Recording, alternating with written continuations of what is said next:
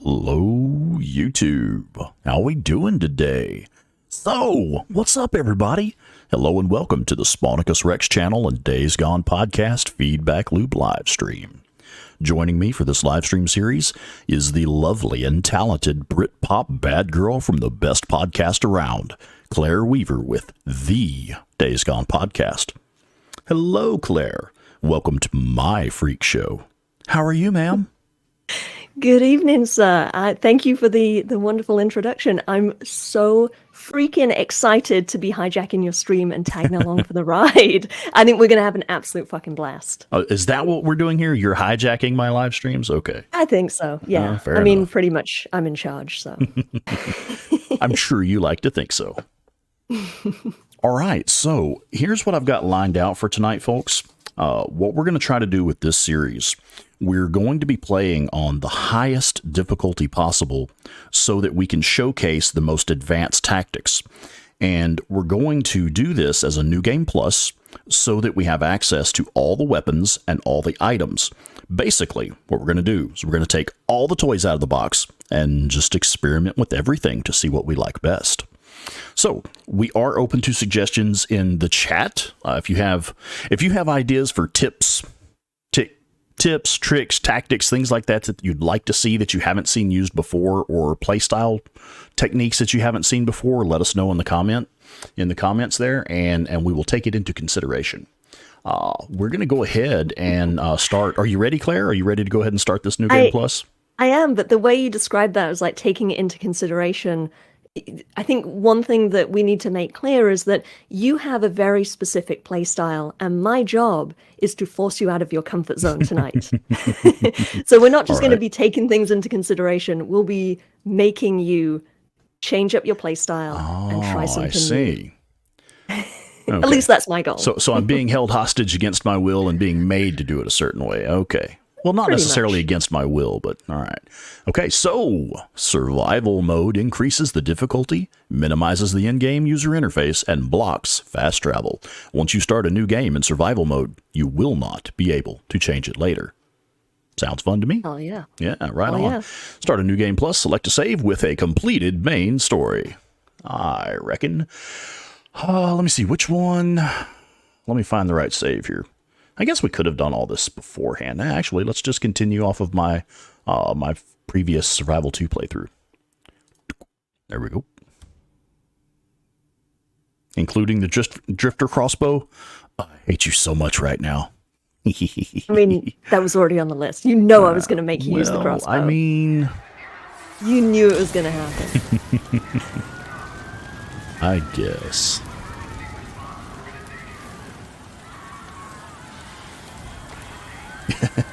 He has consented. What's up, Jeremy? How are you, brother? Quasimodo, what's going on? Good to see you, brother.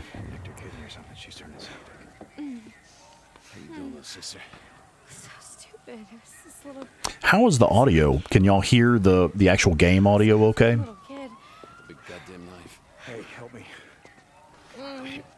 We've put in many, many hours of trying to figure out the audio and various different techniques for getting it to work.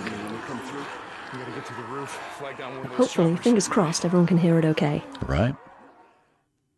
Wait, we need help. She's been wounded. What's wrong with her? Well, she's not. Whatever the hell's going on out there. She's been stabbed. Audio's great. Okay. Oh, thank you so much. Oh, okay. Listen, O'Brien. If we don't get her to a hospital, Very good. She's going to die. Okay, now I generally try not to talk over the cutscenes too much. So, I mean, I'm sure things may come up that we decide to talk about or whatever. But if I'm being quiet, it's not because I'm being rude. I just try not to talk over the cutscenes. Okay. Shit. I've only got room for two of you, okay? Two. We got room for two. You're overweight, okay? I can only take two of you, two. I wish we found out how Deacon hurts his arm in the scene. You see Yeah, the bandage. right. You What never- type of you injury never is find- that? Yeah. Yeah, is it grazed by a bullet or stabbed or bitten or like we just don't know. I got her. Yeah, it's like the injury on Boozer's leg as well. It's clearly a pretty deep laceration, but we don't know if he was grazed by a gunshot or if it was a scratch of some sort. We gotta get on that ship. We have Ryan and Miranda in the chat now. Hey guys. Hey, what's going on? Hi, y'all. Hello and welcome. Deacon also has like blood on his shirt. Oh, I suppose that's from we find out later that he shoots someone pretty close range. Right, yeah. Yeah. I do love all the injuries that they give them in the game, like later on, when pretty much all of the characters have like kind of beat up faces. Yes. And it's kind of cool to see, like, you don't know what they've been doing or what they've, what injuries they've sustained. It's like they're in a perpetual state of abuse, basically. Mm-hmm. Blood all over her hand where he puts the ring on her. That's kind of poignant. Istark Tech, probably pronouncing that wrong. Istark Tech, have you finished The Last of Us 2? I have not. That's going to be in our next Saturday night live stream. We should be able to finish that last final battle next Saturday night. You have the final chapter, the final little battle, I think, to get through. Mm-hmm. So we talked about this scene in detail on one of the episodes of the podcast recently about, the decision they made to put Sarah on the chopper and for Deacon and Boozer to go off by themselves. It's pretty deep conversation with, a lot of different angles involved. So if you have not already checked out that Days Gone podcast, make sure you are listening to that. There's seriously fantastic fucking content there. If you're into Days Gone, you're going to love it. Actually, that's my favorite episode, is the one where we talk about Boozer. Is it really? Episode 14. Yeah, nice. I love that episode. It's such a good conversation that we had about every little aspect of Boozer's story.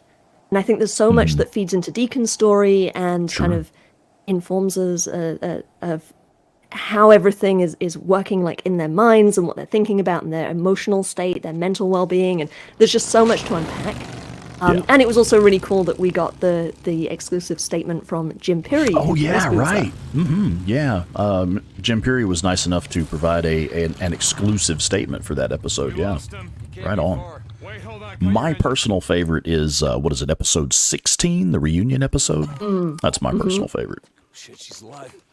I like that one because we did kind of cut loose and get a little snarky about Reddit. What happened here? Sarah, why is she such a bitch? How could you not, really? Was it reverse? Boozer and the puppy? Heck yeah. I can't wait to get to that part. That's one of my favorite parts of the game. Okay, so that scene right there, that's one of the only points in the game where Deacon does not maintain proper trigger finger discipline on his firearm. I wish I'd said something sooner. Almost every scene in the game, you see he's got his index finger along the side of the firearm, where in that one scene, he's moving the pistol around and he's got his finger on the trigger.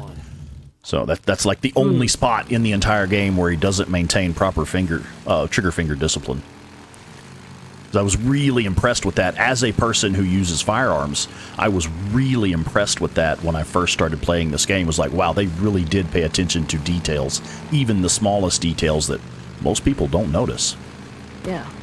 I mean, as someone who does not have any experience with firearms, what with being British, I still thought it was cool. It is definitely good attention to detail. And it makes sense for his character because he was in the military. Sure. Of course he's going to be well trained how to hold a gun. Mm-hmm. Yeah. But it is curious, you're right, that he has his finger on the trigger in that one scene. Just that one scene, yeah. They slipped up in that one spot. Or maybe he was just about to shoot something, and there's like, oh, no, it's the deer. Yeah, he was ready for action, because he saw that, what's that lady's name? Oh my god, I just forgot her name. Alvarez? The girl. Alvarez, yeah. He saw that Alvarez was injured and maybe thought they were about to come under attack. Right. Like, imminently. Mm-hmm.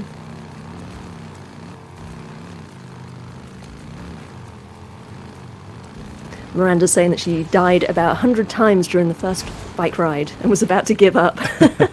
It takes a minute to get the hang of it. I think I died maybe like 3 or 4 times. In this part? Well, maybe not died, but like went the wrong way or kind of like fucked something up and was like, what is happening? I don't know. And now I do it and it's like, it seems so easy. Just that first, I think it's the controllers on like the PlayStation 4, like the controls of the bike. It's a little oversensitive and I was just like steering off into the trees. I'm still not very good at it. I've seen a lot of complaints on the Days Gone subreddit about people complaining about this opening there where you're having to drive the bike. I'm like, it felt really intuitive to me the first time. I think it's intuitive. I think it's just a little oversensitive. Or at least that's how I found it. So it took me a minute. And also just figuring out where to go if I'm you know, I'm just marveling at the world and kind of what's happening. And I'm Right, like, oh yeah. shit, I went off the road. I'm in some trees. Right. Okay, so let's see if we can figure out how to track. Tracking. Press R3 to activate survival vision, which will reveal clues and other information about your surroundings. Yeah, we've never seen that before, have we? How's he going? There isn't shit out of here but a bunch of freaks. So do you use vibration on the controller? Is there an option to turn it off? There is. I Well, always who turn would off turn it off? vibration. I always turn What off is wrong with vibration on you? the controllers. I hate that Why? shit. Bugs the crap out of me. And, Oh my god, old man, what's wrong with you? Why right? would you turn Bugs the vibration crap out of off? me. Well, you know, back in the day, it would run the batteries down really quickly on your controller, and you'd have to swap out batteries pretty quickly or recharge the controller all the time. Oh, like in the day of like the Rumble pack for like yes, the what, exactly. N64 or Yeah. whatever. And like, it's funny Okay, old man. I think I've seen those for sale on eBay. They're like retro consoles or something, yeah, right? for old people. Yeah. Yeah. All right, easy there, kiddo. Whenever we ship you off to a retirement home, we'll make sure they have one of those in like the game room. Sweet. That actually sounds pretty cool. See, you're getting shit in the chat. Yeah, see, Quasimodo is saying that Quasimodo was you need saying, to put it on. yeah, keep vibration on. And I noticed that in the description for Ghost of Tsushima, it says that it requires the vibration feature. Man, I fucking hate using vibration. You're gonna on the like controller. freak out every time it vibrates. You're I gonna know, be like, what the fuck is what's that? right? What the Throw fuck the is this? controller. Like there's a spider on it or something. It's like, ah. Let's pause for a second and take a look at this horde down here.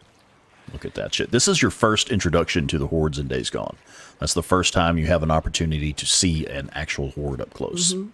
I think I missed them the first time. Yeah. If you're not paying attention there, Yep. you'll miss it because you're just following the objective here and following the blood Right. trail, looking for Leon.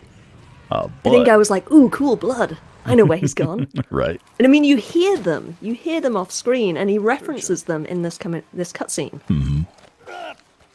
I just didn't know to look down there. I don't know. Well, that's a hell of a way to go. It's slow. A lot of pain, but I suppose you'd know all about that. She was still breathing when we found her, you piece of shit. I wasn't gonna waste a bullet not on her. Hold on for a second now. Where's the stash, Leon? If you tell us, well, unlike you, I can promise you we'll make it quick. Don't look like you'd be suffering for too long. Leon, you got a little problem here. See, they can smell your blood from all the way down there. What do you suppose that feels like? Huh? Torn apart? Eaten alive? Guess he's gonna find out. Fuck you. Goodbye, I Leon. love that. No, wait. All right, no. I got it right here. Take it. Where? In the cemetery. It's in the old cemetery. Thank you. No, you said. Do it. Don't leave Just me look the out look on Deacon's face when he's holding the gun here. He Yep. looks kind of sad. It's Yep. almost like Yep. he's realizing in that moment like how far he's come from, you know, who he used to be or Yeah. who anyone used to be, like what the world has become. And look at the animation that in the look. eyes. Yeah, Yeah. God, look at the animation in the eyes. It's incredible. Yeah, Leon was looking rough. You could tell he was already bleeding out. Tuck's gonna need I something. couldn't tell, but it looked like you were talking about the trigger finger discipline. It looked like Boozer doesn't have the same discipline that Deke has. Right. Well, I mean, he's not former military either. No, I don't believe he is. If so, it's never mentioned. I mean he's getting ready to shoot Leon in the back of the yeah. head, so of course you want he's your ready finger to, on the trigger. Yeah, he's ready to take the shot if necessary. Yeah, I didn't get a chance to mention it in that moment, but I love when Boozer's standing there and he's kind of got his hand out, like, "Are we fucking doing this or not, man?" Hey, hold up. I love Yes. that part. I want to search this Yeah. cave, see if I can't find something to fix up this scratch. And I think it kind of shows the dynamic between them. Like Deacon's a little more smart. He's kind of like, wait. We still need to get this info before we shoot. Like we'll still shoot him. Right. We're still going to take care of this. Still going to take care of business. Yeah. But first, Give it We due need to- consideration first. yeah. Plus, you know, one thing that I hadn't considered until just this moment, firing that round off with that horde down there, probably not a great idea. Get the fuck out of there. Yeah, Run, right. Run! Yeah, it's time to beat feet. Yeah, let's move. I've got plenty of stamina now. We're New Game Plus. We're all right. Hey, we got Headhunter in the chat. Hey. Hey, what's up, Evening. Hunter? Jesus. I gotta get you. All right. Let's go see how bad the bike is. I'm sure the bike's fine. Yeah. I don't think so.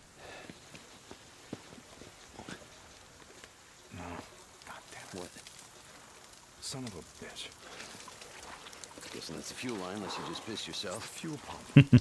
Yeah, shot up my I noticed that they actually improved the animation of the fuel dripping out there, because when this first released on PC, it was just like a glob of like black goo coming out of it. It looked more like motor oil than fuel. So I noticed they fixed that in recent updates. Better idea. Why don't we just get it while we're out here? What? Well, Crazy Willie's isn't far from here. Let's just head over there. Crazy Willies. We were going out hunting tonight anyway. Hunter says, I've been spotted. Crazy Willie's is Yeah, as man. good a place as any. You failed your hide in shadows check, buddy.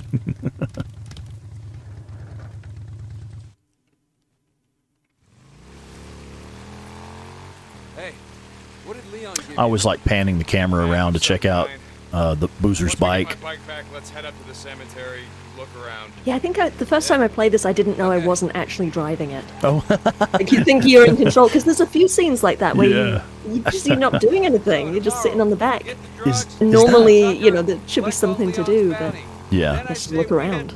Is that like a fleur-de-lis on the air filter there below the tank? Don't matter. I think you do as It's got like a Tell. yeah. It's, Oh, yeah, there is. I've taken a Is photo of it. is when that it a parked up at fleur-de-lis? Yeah, O'Leary. I thought that's what that was. Yeah.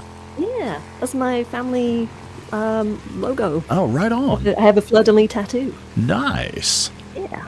Hold on, something's blocking the road. Logo's not the right word. I don't know what you call it. Family crest, would that be it? I'm not fancy enough to have a crest. I see. Come on, help me move it. Not quite.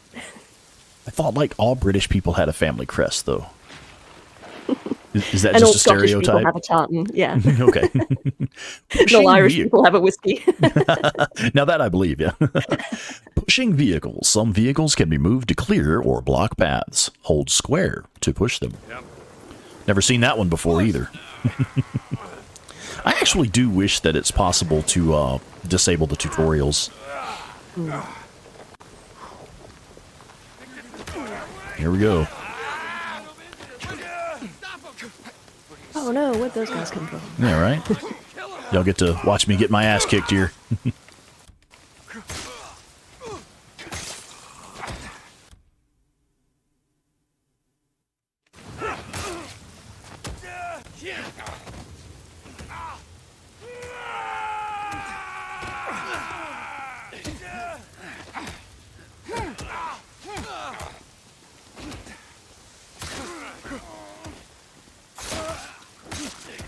You're next, buddy. Luke Johnson in the chat.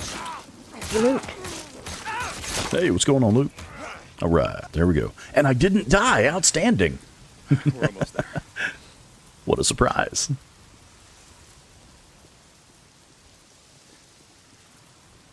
Come on, Boozer. We got places to go, buddy. Hello. Prompt. There we go. That's better. Oh yeah, hey, Quasimodo. I noticed that little flip that he does when he pops that knife around to reverse direction with it. Yeah, that's pretty badass. Extremely impractical in an actual knife fight, but it looks badass. Coming up on the old Nero checkpoint. We're almost there.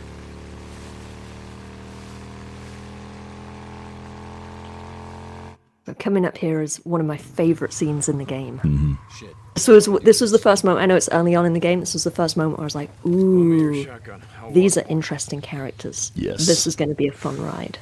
Just the And look this is on another Boozer's thing. face. Yeah, the look on Boozer's face just then where he handed off the shotgun is like, oh, fuck, here we go. Here we go again. Yeah, you can see it. All right. We are I in know where control. this is going. Yeah, right.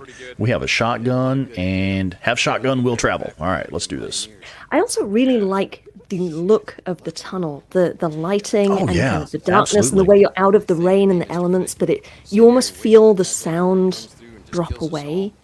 and you have Right. this quiet, scary, like you could almost hear a pin drop, but you know everyone else in the tunnel can also hear you coming.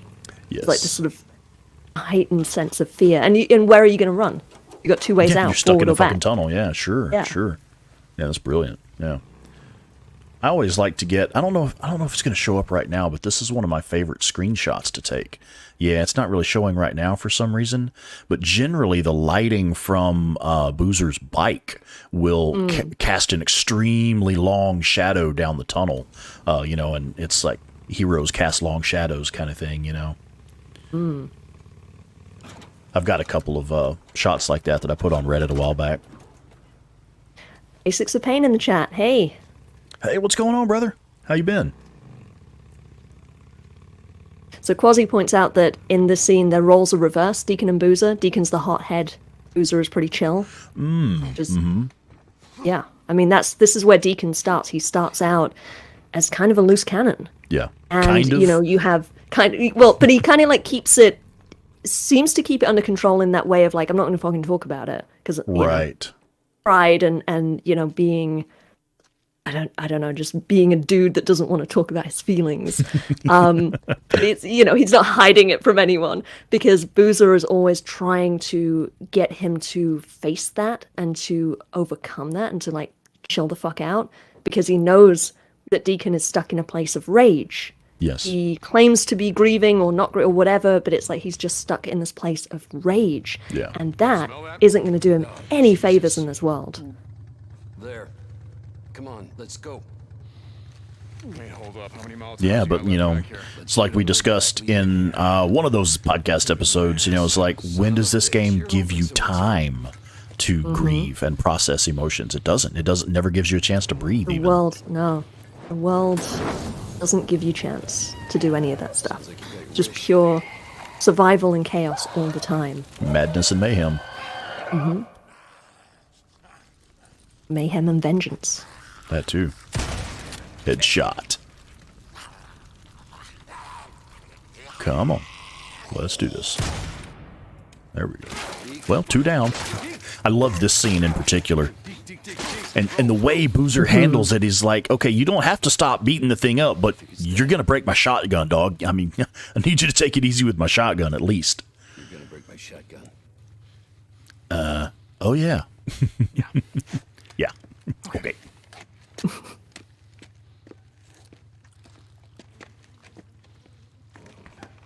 I mean, that's just a guy thing, right? Like you can't get too close to the truth. It's kind of like using a little bit of humor or whatever misdirection to just sort of avoid like, Yeah. hey dude, you're Right. going completely off the fucking rails and you're Yeah. freaking me the fuck out. Calm down. It's Yeah, like, you well, I can't just say don't want you to that. break my shotgun. Yeah, I just don't want you to break my shotgun, bud.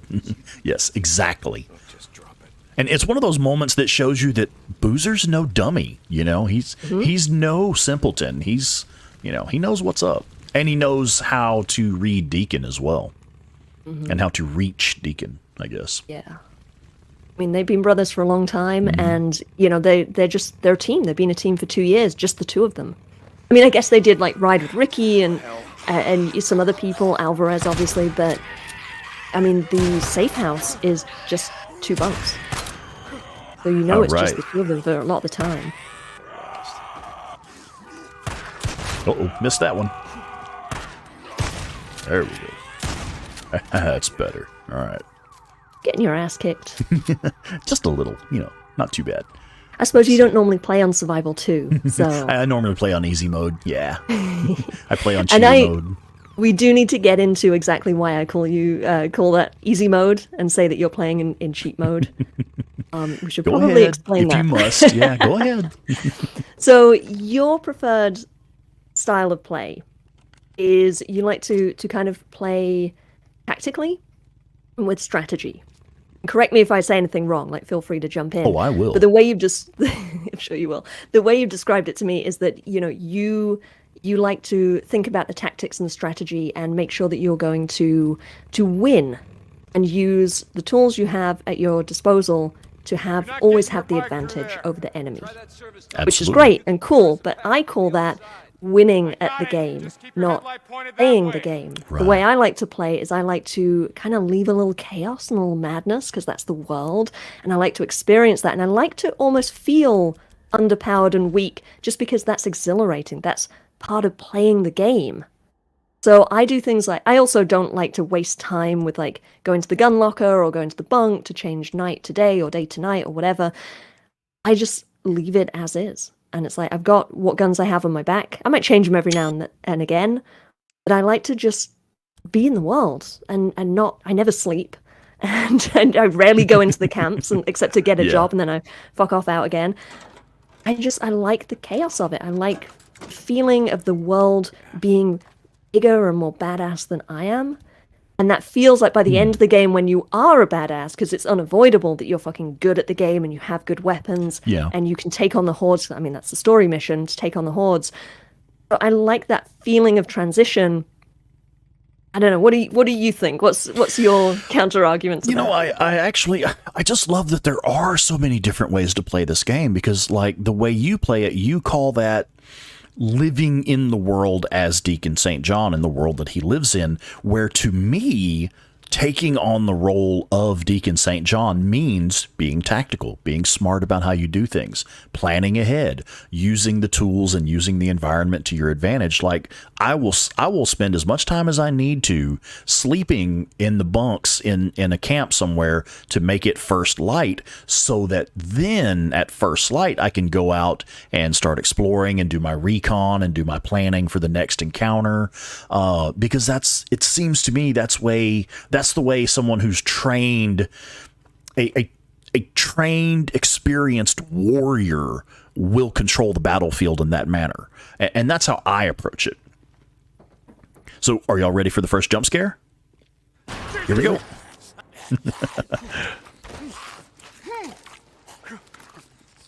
Yay, I made it. I usually miss those.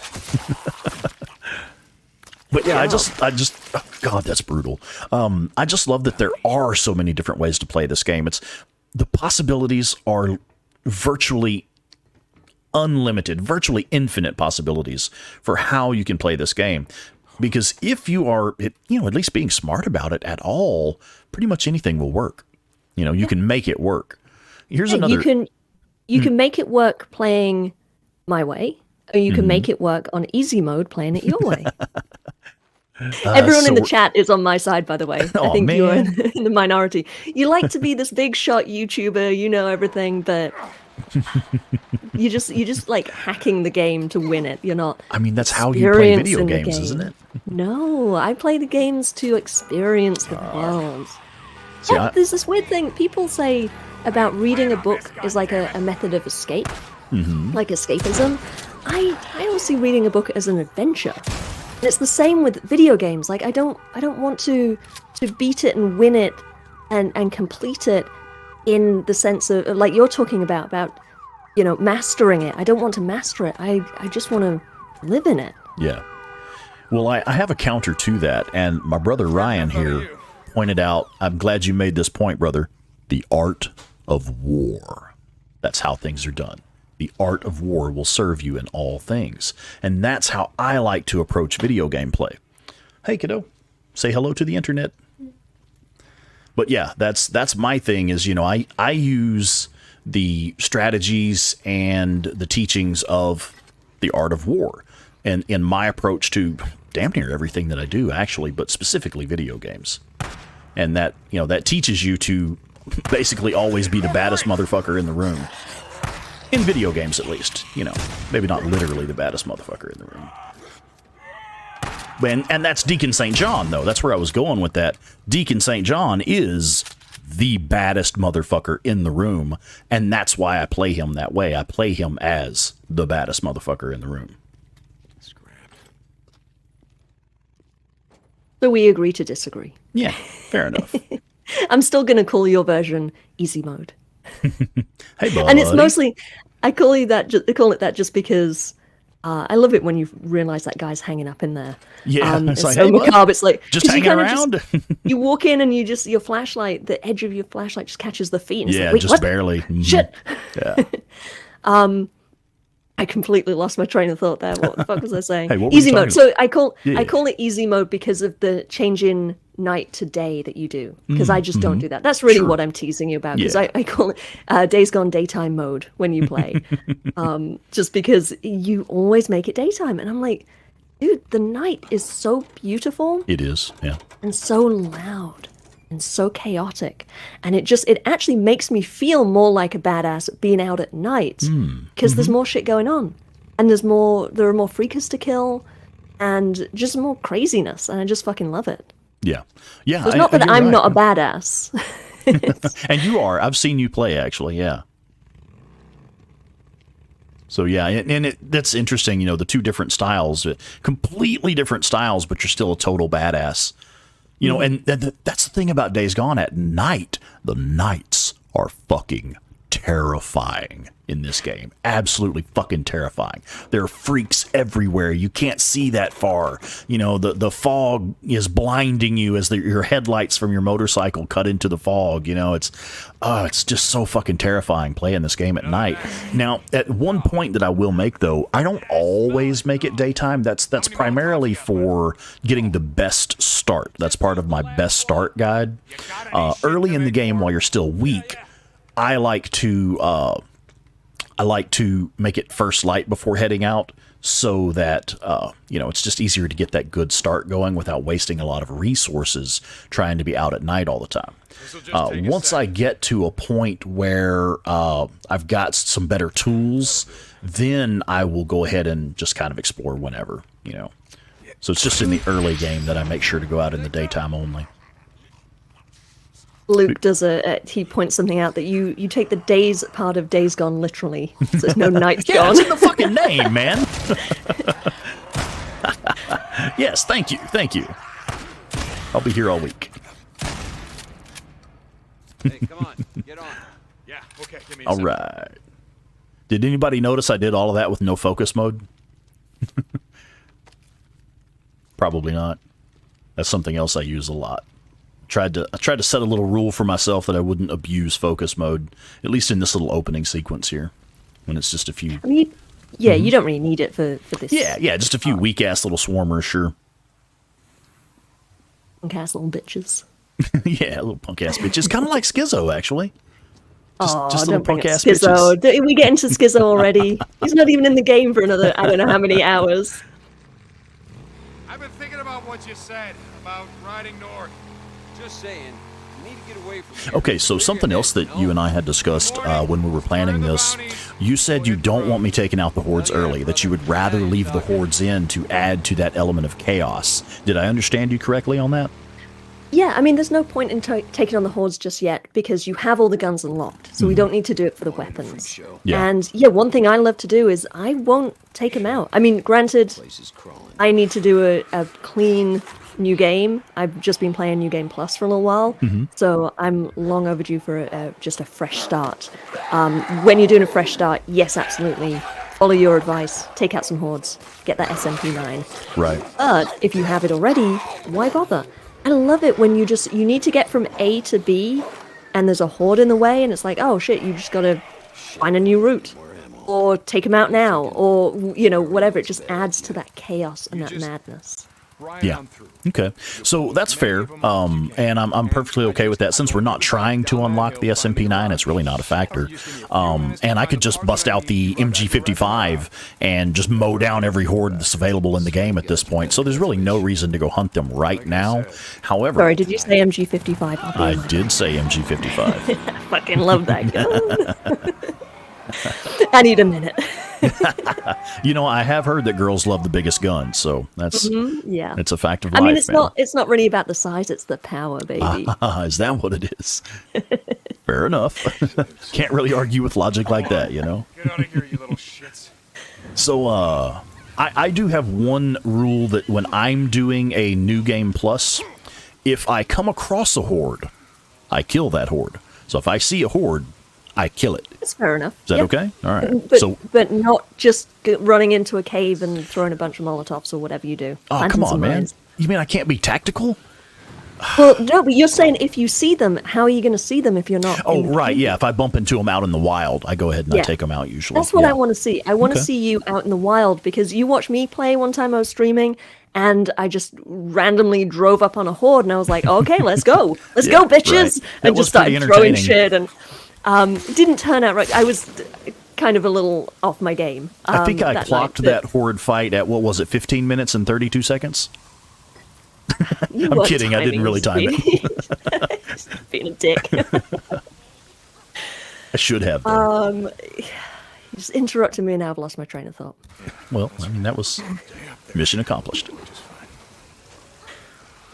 Okay, so side note here, if anyone who doesn't know this, if you haven't seen my video on how to or where to farm kerosene, this location right here, Crazy Willie's, is the best spot in the game to farm kerosene because there are like, geez, there's at least 10 to 13 samples of kerosene here at this one location.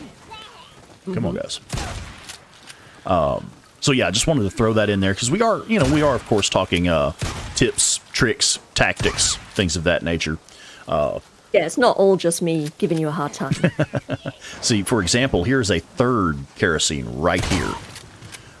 So that's 3, and we literally haven't even made it past this little shack here. And there are plenty more as we go further in. I thought it was 10, but you could be more. There are more. Mm-hmm. Yeah, I actually, when I made that initial video, I actually miscounted. There are more that I had forgotten about. Ryan, my brother. What's up, man? Thank you so much, sir. So for anyone who has not noticed, SpawnicusRex channel does have super chats enabled. And if you would like to contribute to the channel and see the channel grow, super chat's a great way to do that.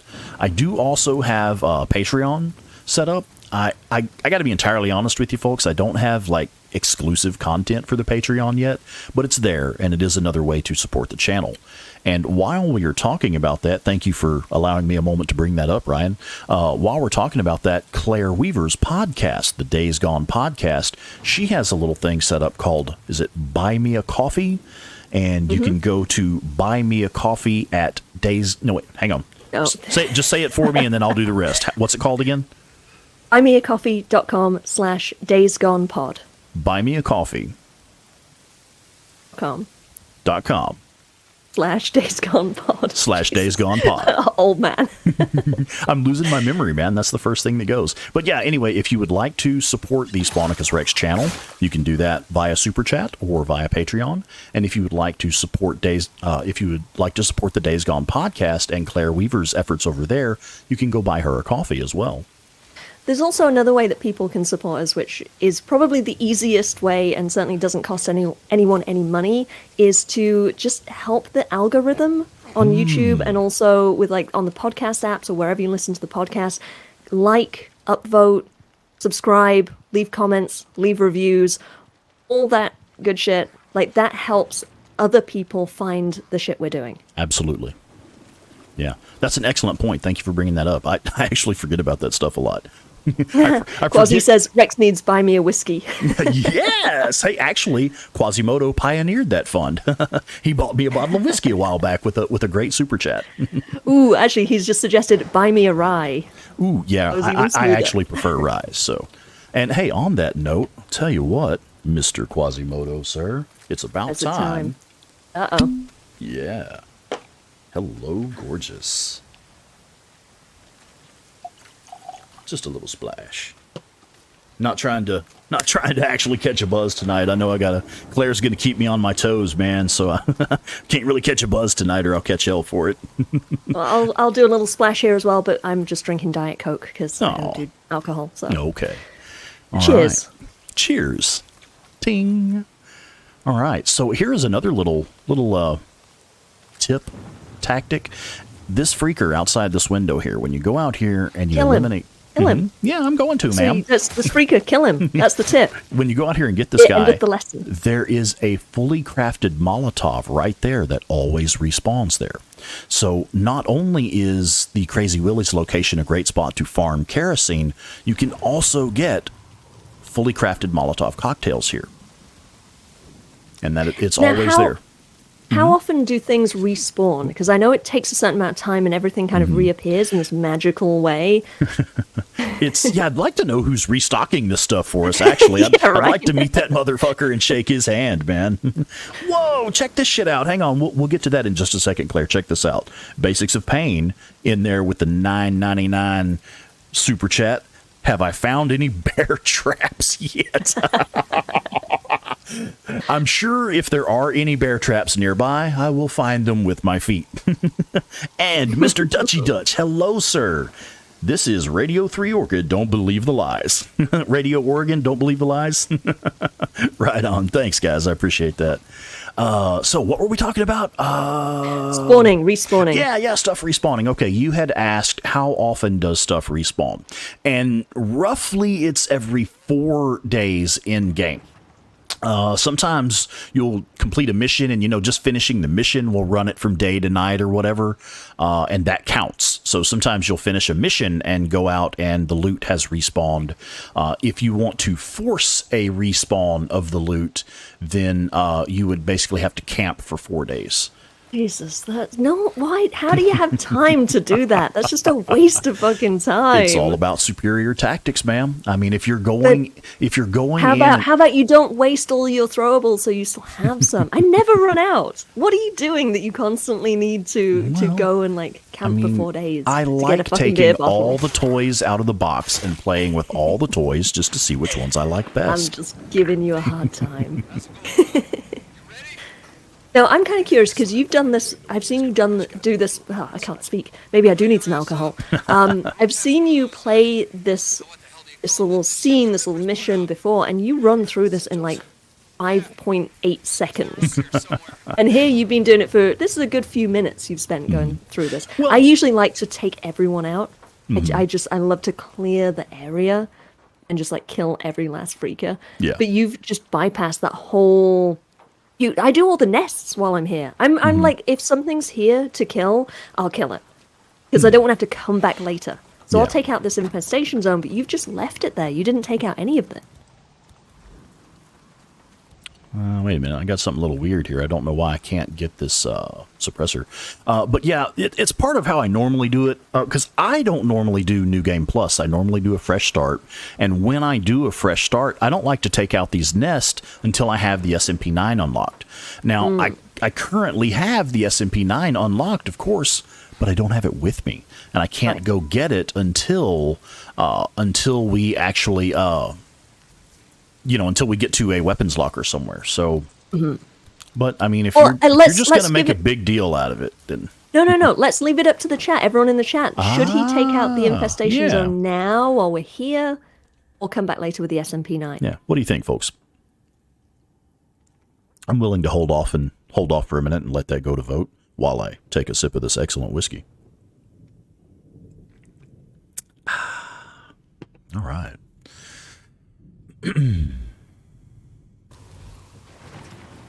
Yes, take out the nest. Oh, you would say that, Miranda.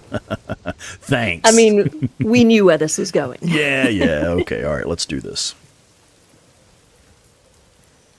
Actually, hold up. We are going to do this, but we'll do one other thing first. Here is another nice little tip. Inside this building. Or the safe? Mm-hmm. Let me just gather all the stuff here and I'll show you. Anyone who does not know this, there is a code to the office safe right here in this drawer.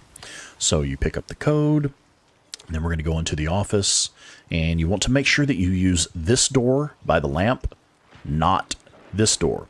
Because if you take that left-hand door, it will lead outside and will most likely result in open combat before you're ready. Every motherfucker will see you. Yes, exactly. Okay, so inside the safe here, and this is the reason that we waited to come in here and do this first. Inside the safe, there is always one fully crafted attractor. Now, I've had inconsistent results on trying to get that to respawn when you respawn the loot. So I can't guarantee that it's going to be there every time loot respawns, but I have seen it respawn. So every now and then you can roll in there and get a fully crafted attractor. Good to know. Yeah, right here in the beginning of the game. All right, let's make some noise. Get pissed and do some damage.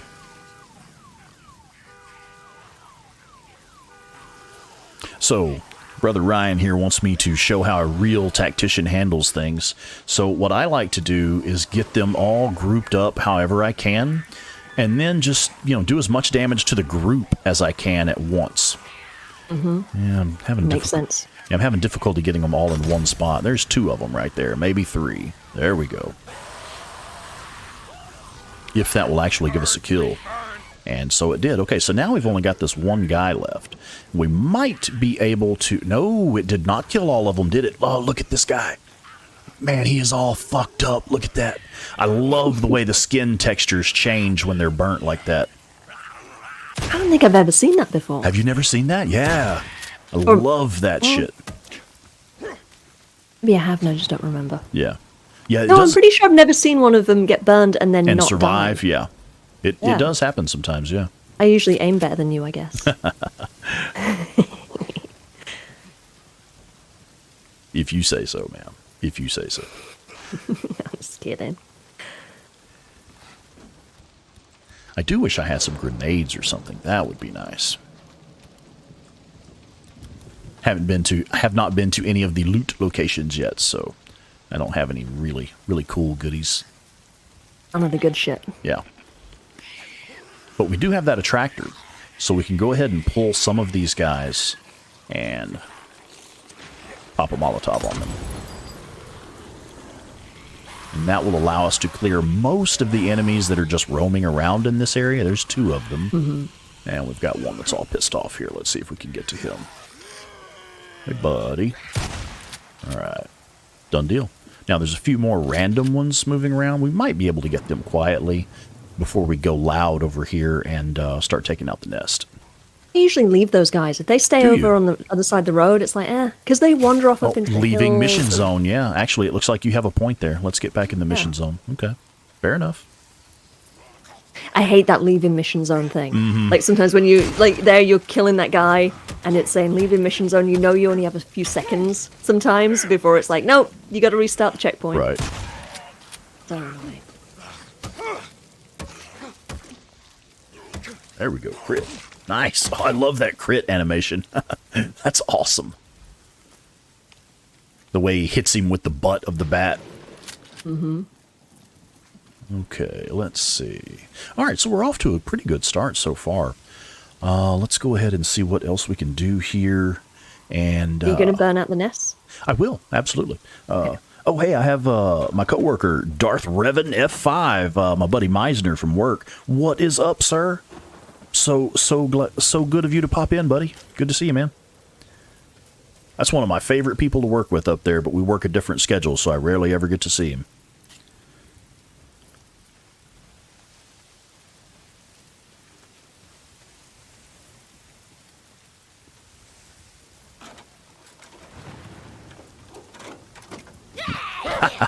Nice. We got the jump scare with the newt. That's a completely random event. You never know when it's going to happen. I was going to say, that's it, every time I played, barring once, I think it's been in that car, and then one time I was like, oh, I'm not going to open that one, I'll open a different one, and then it was in that one. It's like, oh, motherfucker. Right. I thought I knew where this happens. I didn't know that it's kind of random. I guess the trick, if you want to avoid it, just don't open Just don't open the trunks, yeah. Or the boot. Don't open the boot. Don't open the boot. Leave the boot and the bonnet alone. Find a nest, don't leave it unaddressed. Right. Okay, I don't think I need to top off my health at all. Now we're doing good. Okay, so here is... Oh, wow, hang on. Sorry, folks. Take a look at that shit. Wow. I fucking love that. Look at the sun bouncing off of the raindrops. The ray, I was going to say, the ray, I love that. That's fucking incredible. What do you think? Something like that? The weather in this game is so beautiful. Like, Isn't it, though? all the different environments. I feel like you feel it, like when the wind picks up, and I start to feel that kind of like damp chill, or like here, like where it's sort of, you can tell that it's sort of getting warm again after the rain or something. Like yes. it doesn't feel like a cold literally rain. Feel like you're outside in the weather. Yeah, absolutely. Yeah, you feel the temperature of it. Yeah, It's just so impressive. All right, so that was cool. I love the sun rays. For me, it's the rays of the sun on the PC version specifically. All right, so here's another tip here. You can actually use these red fuel cans to take out the nest, and there are almost enough to do every nest here if you look around a little bit and find each can. You want to know a fun fact about my dumbass playing the game for the first time? Of course. I didn't realize, so it took me a while, and this is, a lot of people have this problem. It took me a while to realize that you can actually pull up on the bike to the gas pumps, yeah. I thought you were just using the little cans, so I'm like, okay, cool. I see a few cans here. I got to this one, and I was like, oh, I'm gonna be smart. I'm gonna big brain this motherfucker, and I got the gas cans and I moved them out onto the road, so I would see them when I was driving past in the future. Okay. And be like, oh, cool, that's where the gas is, because I thought, I don't want to forget that it's there or whatever. Well, it turns out the game resets them. Yeah, they despawn and respawn in their normal spots. Yeah, and it's completely pointless because the gas doesn't run out, is everywhere, and you can just use the gas pumps. Right. But I thought I was being smart. I was really proud of myself. I'm like, I'm going to move these onto the road, and then later I'll thank myself later.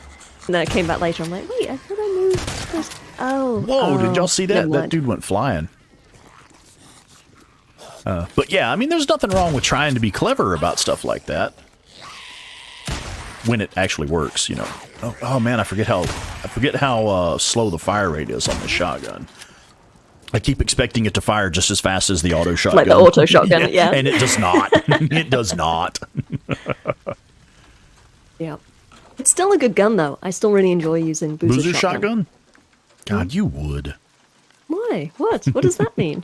Because it literally cannot hold a candle to any other shotgun in the game.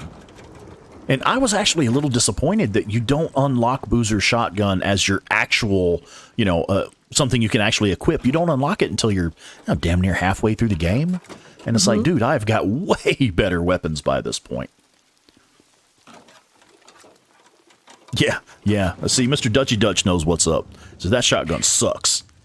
I mean, maybe comparatively to the other shotguns, but I guess I just like me a shotgun. What can I say? It's a shotgun. I like it. Yeah. And you really go wrong. If it's not the auto shotgun, yes, you can go wrong. I am actually really proud of you that, we talked about this on Reddit quite a while back, and I recommended trying out the auto shotgun, and you were like, yeah, okay, I'll give the Liberator, I think. Yes, yeah, you're like, oh, okay, I'll give it a shot, and now that's like all you I was ever like, use. yeah, all right, Redditor, random person, like, okay. Typical guy thing, like, oh, hey, little lady, you don't know anything about mansplaining about shotguns. Yeah, you should use this one. I'm like, okay, and then I tried it, and I was like, holy shit. Yes, ma'am. Maybe this guy actually knows what he's talking about. Maybe. Maybe I should listen to this guy. You know what? Maybe I should bring this guy on the podcast. On the podcast, yeah. Well, how did that work out for you, ma'am? Pretty damn good. Yeah, that's what I thought. Okay, and so there is one more little red fuel can here. And I figured out, I mentioned earlier that I was not able to get the suppressor from that vehicle. I actually already have a suppressor for my pistol, and I don't know how the hell I've got one already. Is it like a weird little glitch? It may be, because I don't believe you normally start New Game Plus with a suppressor already equipped. But I just checked, and there is actually a suppressor available for my pistol already. That's why I can't pick them up.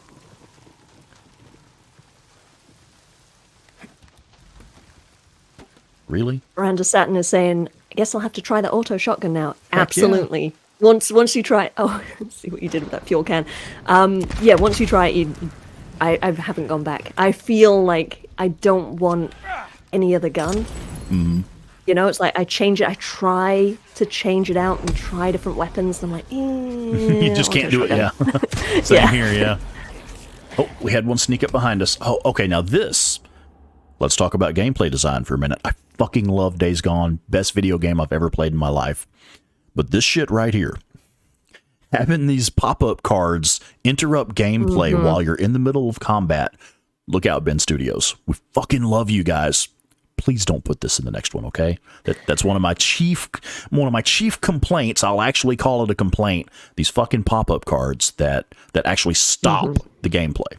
Let's Yeah. not do that next time, fellas. And they also stop it so soon as well. Like, I'm still in the middle Right, of, exactly. like, literally you kill, like, when you take out Horde, the last freaker has not even fallen yet. They're still upright. They haven't dropped to their knees. And yet, I'm here's the sorry, they pop-up haven't done saying, what now? I didn't hear you. here's the pop-up saying that you've killed the Horde. And I'm like, but how, he's not dead yet.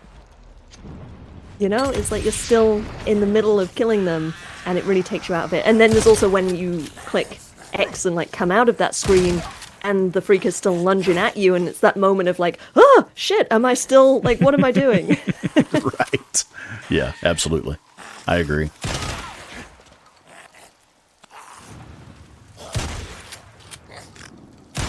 Not that I want to complain about this game, because it is one of the best games ever made. Absolutely. It has its flaws, but it's just fucking fantastic. Yeah. Yeah.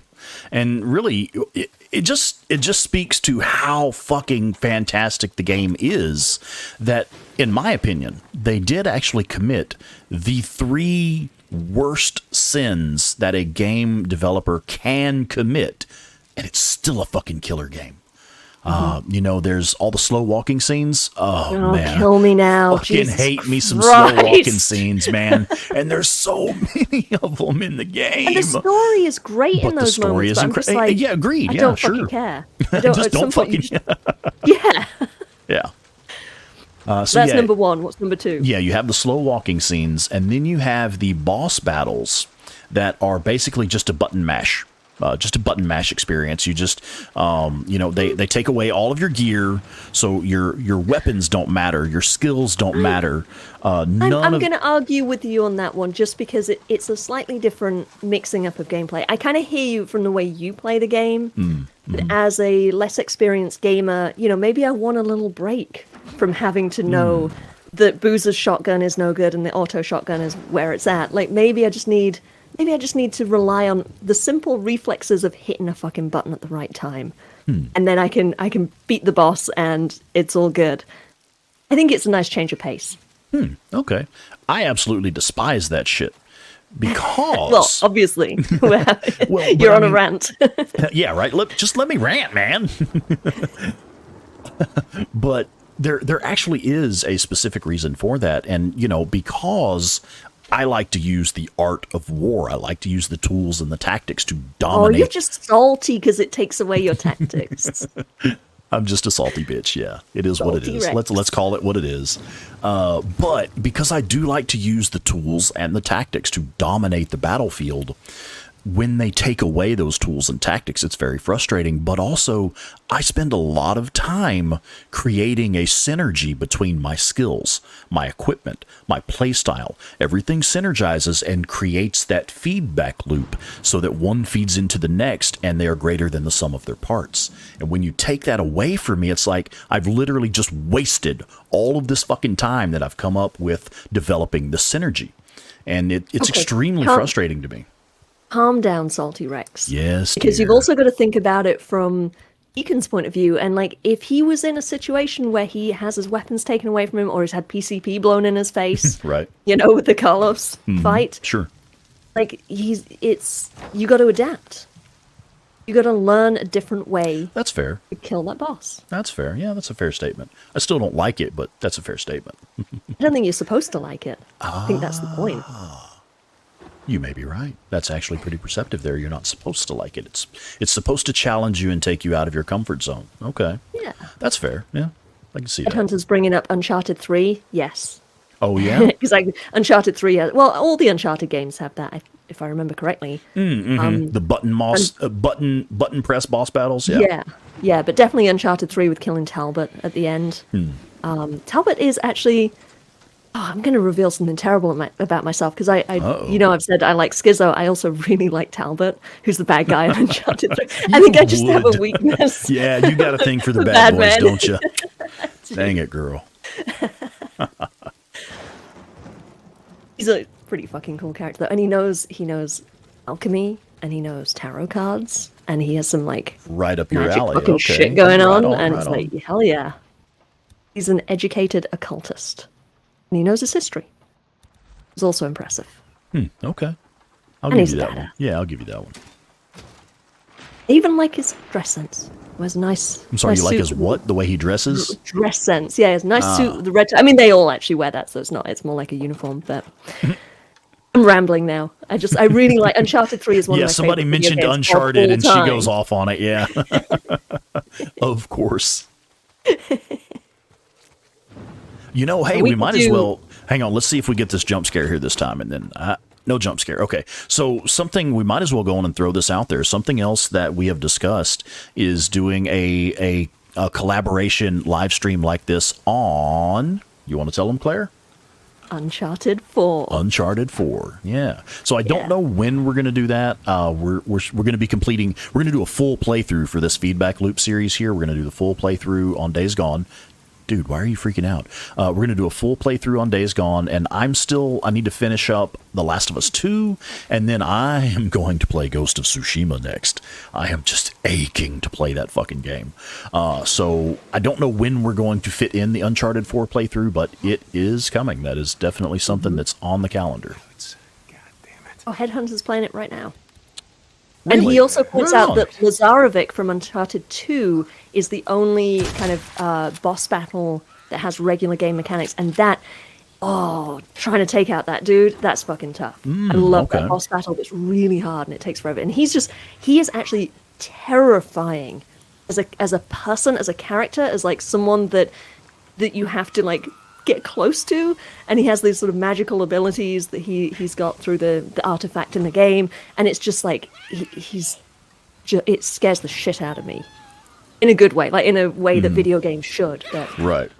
But yeah, definitely one of the best bad guys, like an actual terrifying villain in a video game of all time, in my opinion. Okay. Not that I have a very wide knowledge of lots of video games, but that's my opinion. That's your deep dive into Uncharted there, huh? Yes. Now, if you want to get into Uncharted 3, I could do a whole podcast on Uncharted 3, so I have a lot of thoughts about that game. Cool. So what day are you going to do that podcast? Well, I think I've still got a few boxes to check on the Days Gone podcast before I yeah. branch out into anything else. Such as trying to get Sam Witwer on, who Yeah, man. I'm so happy today's a good day. He liked one of my posts on Instagram. I know, I was right? just like, oh my fucking god. I'm literally so proud for you right now. That's just fucking incredible. Actually got one of your posts noticed and liked by Sam Witwer, the actor who plays Deacon St. John. Deacon. Totally nice guy. I actually have a little story about Sam Witwer myself. Sam Witwer is how my YouTube channel got noticed. When I posted my very first Iron Butte Horde 300 Freakers No Shots Fired video, somehow that come across Sam Witwer's radar, and he shared a link to my YouTube video on his Twitter. And literally overnight, my YouTube channel fucking exploded all over the place. And I owe it all to Sam Witwer, just because he was like, his post said, proud of this dude, and had the link to my video. And yeah, I was like, I literally owe a large part of my success with this YouTube channel to Mr. Sam Witwer. So, hey, Sam, if you come across this, thanks, brother. I really appreciate it, man. You have no idea how much that means to me. He seems like such a cool dude. For real. All right, we ready to kickstart this next story mission? Boozer. Yeah, let's do it. I found the part. I'm heading out to the highway. Deep pot. Rippers! Rippers! No, not! Oh. Shit! Something that I forgot to mention that I like to bring up. The part that we just finished, where you are killing all of the newts here at Crazy Willie's, that was one of the first moments where I was like, holy shit, this game is going to be something different. Because the baseball bat was the first melee weapon that I had picked up. And, you know, I was playing pretty stealthily, so the newts were the first enemies that I engaged in open combat with my new baseball bat. And so within like the first hour of gameplay, you are literally beating children to death with a fucking baseball bat. And in that moment, I was actually really uncomfortable. It made me really uncomfortable. I'm so glad you said that, because I thought you were going to say it was awesome. It was so I'm like, fucking dude. cool. No, I mean, it actually Do you really hear the bothered words me. coming out of your mouth? It really bothered me because I kind of align with Sarah in that that's somebody's fucking kid, man. That's somebody's kid. And in most video games, that's totally taboo. There is no mechanic for attacking the children. And I knew Days Gone was going to be something different in the first hour when you're beating children to death with a baseball bat. I was like, oh, wow, this is on a whole nother fucking level. Well, see, I played Silent Hill, which has little dead children actively trying to kill you. Yeah. So I'm kind of used to it. I almost spit Having to whiskey out of my murderous nose. children. You literally almost made me spit whiskey out of my nose just then. I'm used to murdering children. Yeah. I've been doing it since the 90s, man. Well, we like to murder outside the box. That's what we do here. Look at Boozer taking this like a total fucking badass. Yeah. Cover. You can enter cover by crouching next to it. Press circle to toggle crouch, or we will come to your house and kill you. Murder your children with a baseball bat. Beat your children to death with a baseball bat. Oh, did you see that lightning? It was a fork of lightning just yeah. That was fucking cool. I wish I could have caught that in a screenshot. Yeah. Too busy having a tutorial in your face. Exactly. Low, biker man, for you are lost, and we are found. Hey, over here! You sons of bitches, get off him! Lay it into him! Ripper assholes, come on! I know. Hit Boozer with that Molotov. Nope. Careful. Burn, you asshole. Careful. Yeah, I mean, they like to burn folks, so I figured perhaps they would like to burn. And look at the look on Deacon's face. He's like, oh, shit. I think in that moment he realizes that his own recklessness is what caused that. Yeah. And knowing full well that third-degree burns are an absolutely deadly fucking threat in this environment. Yep. Okay. Don't look at it. Goddamn arms. Ryan says, fuck them kids. No. Gotta be good to kids, man. Children are our future, sir. Fucking rippers. All right. Okay, so that was Crazy Willy's, and we took out all the nest. Are y'all happy now? I am. Sweet. Neat. Luke wants to know, Claire, should I be afraid of teaching our son baseball around you? I mean, I guess if he learns baseball, well, then I can teach him how to take out other kids. Hey, okay, there you go. I like the way you think. I'm actually, I gotta say, I'm super proud of my little kiddo. So just to tell a little story, is it okay if I talk over this cutscene? Yeah, that's fine. personal We know what's story. fixing to happen anyway, so. So my kiddo, he's 2. He turned 2 a couple months ago, and he had like speech delays and had to see a speech therapist. He just didn't really want to talk, which I think is pretty normal. But with the pandemic and everything, and him not being in daycare, I was like, okay, let's get him in speech therapy just to make sure that it isn't going to be delayed further. So he was in speech therapy for like 3 months. Did fucking awesome. He went from saying a grand total of 2 words to 100 words in about a couple months, 3 months. It just really, like, once you kind of broke the seal, it just all came out. Mm-hmm. But I'm so proud of him because today, well, not today, this week, just the other day. Tell him what he said. He said several things. He said Days Gone. He said Deacon. He said Boozer. He said Schizo. He says Iron Mike. So fucking cute. He does this little Iron Mike. Right on. Can't get him to say Sarah because he can't do S's. But he kind of sort of tries. He said Ricky. He won't say Freaker. And he won't say Drifter Bike, but we're working on that. Nice. So proud of that kid. Yeah. My man. We've got the shotgun, we've got SMP9. Heck yeah. Shotgun, And SMP9, and Wait. BFG. Ain't no Pause. fucking crossbow. Pause here. I can't Pause even spell here. crossbow. Ain't no crossbow. Pause here. We got to put it to the people. Oh, don't Are make we me. going- Please don't make me do it. Please. Please. I will literally beg. Please. Do not make me use that fucking crossbow. Well, let's put it Please. to the people. Should we let you keep the BFG Yes.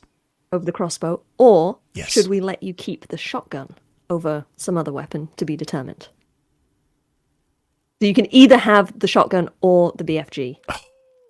No, see, okay, so here's the thing, all right? Let's talk about tactics for a minute. And this is serious. I'm not being funny or sarcastic. This is completely serious. It's about having the three different options covered: your close range, your medium range, and your long range. But there are also, other guns that do that. but not as well. No, but that's the point, is we're trying to mix things up a little bit here. Dogbone says we have to use the BFG. I love you, Dogbone. Thank you. Okay. So if we're using the BFG, you're BFG off it the is. hook for the crossbow. So no crossbow. Oh, Okay, thank God. two votes for no crossbow, but you can't have the auto shotgun. You got to change that out for something else. I don't like you anymore. Would you really take away my auto shotgun? I thought we were friends. Hey, guess what? I'm just What? fucking with you. You can keep it. Okay, now I would be willing to maybe do like the IDF pup or something like that. The thing is, where I was going with this about the actual tactics for the firearms, I like having options for when the enemies are right up in your face. That's your auto shotgun. I like having options for when enemies are at a medium distance and maybe you need a spray and pray option. That's your SMP-9. And when you need long range precision weapons, that's your BFG. So you should always have a precision option. You should always have a spray and pray option. And you should always have a get off my lawn option. So that's the three things. And that is why I use this particular setup all the time. I mean, you have exactly the same set. That what is on your back right now is exactly what I always have on my I back. know. Like, it's exactly the fucking Where same. did you get that Because from? I mean, but it's you're right. It is the best combination of weapons. Yeah. It is the I mean, I try to use the other ones, and I'm just like, nah. I gotta find Yeah. something. Just nothing not else working. compares to this But particular like setup. I said, No. trying to push you out of your comfort zone. Yeah. Trying to mix it up a little bit. But everyone likes the BFG, so we'll keep the BFG. Yeah, And yeah. so I'm not going to take away your shotgun. I'm not cruel.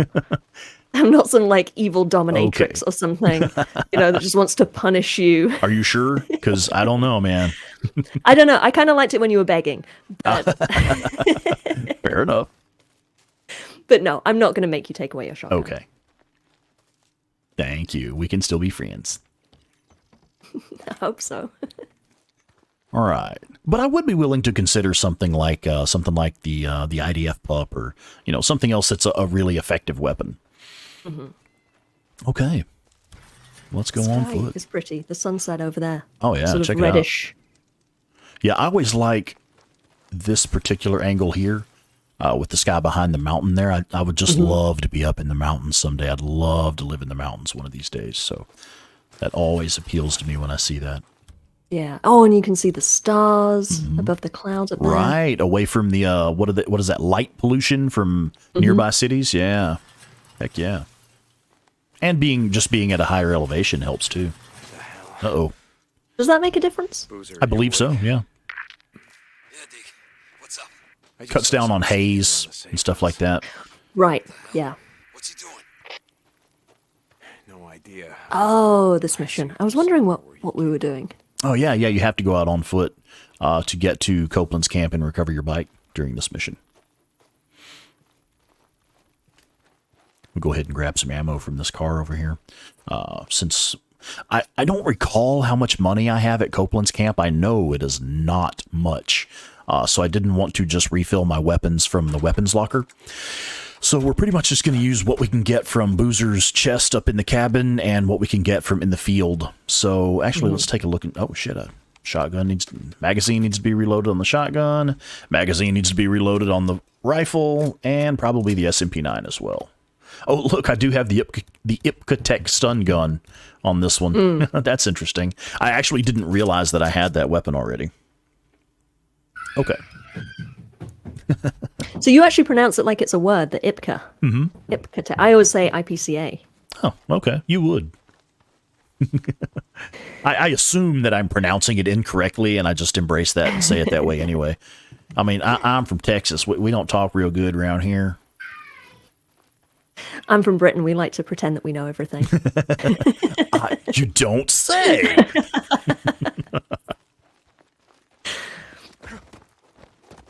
All right, so question for the chat and for you too, Claire. Do you also have to compulsively roll off of every ledge? because I have to compulsively roll off of every ledge. No, I I can't. don't think I've ever rolled off a ledge. What the fuck is wrong with you? I can't help it, man. It's like it's just like, woo, ninja flip. I tell you what, though, I'm going to do that now. I don't think I've ever Hell done yeah. that before. I literally Feels like a cannot lot of make fun. myself not do that.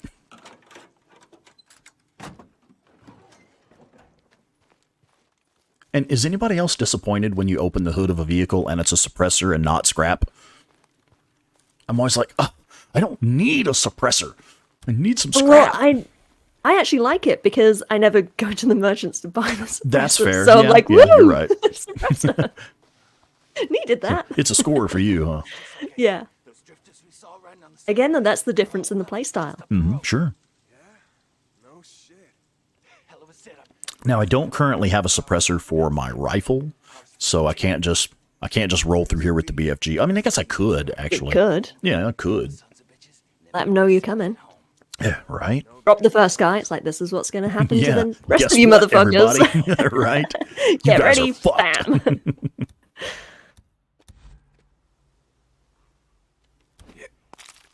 I forgot on survival it doesn't highlight the enemy that's going to be affected by that rock.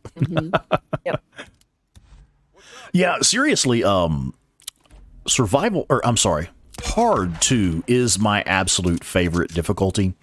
Another thing is, like, you know how sometimes the radial menu will be kind of faffy and you go to select an item, like you try to select smoke bombs and instead it puts a rock in your hand, or you try to Oh, I select know that grenade all too well. and instead it puts a Molotov in your hand. On hard 2, or on anything less than survival, when you have a heads up display, you have an icon down at the bottom of the screen there that shows you which item is actually selected. So for me, that's just another way to counter one of the little bugs that does get annoying about Days Gone, because the radial menu does get it gets a little bit weird sometimes. And that's just one way to counter that, so that you can actually see what you have selected. I found the best way, because I had that problem when I was trying out the crossbow and selecting the different bolts, and I just can't remember which logo is which fucking type of bolt. Like, what do I have in that? I don't know. So every time I go to use it, I always make sure I've reloaded it with the one that I want. And I noticed that if you... So what are the buttons? It's L1, right? Wait... I can't even think about it. Like, It's I can muscle only memory, do it. yeah. Yeah. But it's L1 to bring up the menu, right? A little. Yes, select. left bumper, yeah. Yeah. So I'd press that, and you select your thing. If you let go, if you hold the direction towards the thing you want to select, make sure you've highlighted it, and then let go of L1 first before you let go of the direction stick. Every time it's almost like more consistent that way? 98% of the time, it will actually give you what you want. Nice. Okay. So there is actually a technique to making it more accurate in what it selects. Okay. Yeah. That's actually good information. Thank you. Reminder for bear traps. Yeah, I just saw that. Miranda says, watch out for bear traps, Rex. Yes, dear. I will be on my best lookout. Make sure you find them with your feet. Make sure I find them with my feet. Find all the bear traps. Okay, is this the last one? I think this is actually the last Yes. one. It said 5 of 6 a day. Yeah, there we go. Okay. So maybe BFG for this one? Sure. Let's do Seems a little unnecessary, but why not? it. I Love mean, you it. don't have a gun like that and not use it. I know, right? I mean, that's literally why the nuclear option exists. Stay the hell off O'Leary Mountain. Okay, so we already know what's about to happen. We know that we get down there to Deacon's bike, and it is missing because who took it, Claire? Let's get your I don't know, the Freakers? One of the Hordes? I'm gonna be heading to my bike. Deacon out. Yeah, so Copeland has stolen Deacon's motorcycle, knowing fully well whose bike it is, because you don't mistake a fucking bike like that. They know whose bike they just stole. Yeah. And I think I'm sorry, did you just say stoled? salvaged, sorry. No, Yeah, you said stoled. I did, stole. yeah. Hey, look, man, I'm from Texas, all right? I'm just a simple country boy from Texas. You're going to have to let me make it now. So anyway, before I was so rudely interrupted, Sorry, yeah, continue. Copeland stole Deacon's bike. And I think that's the reason that Deacon doesn't like to do business with Copeland's camp.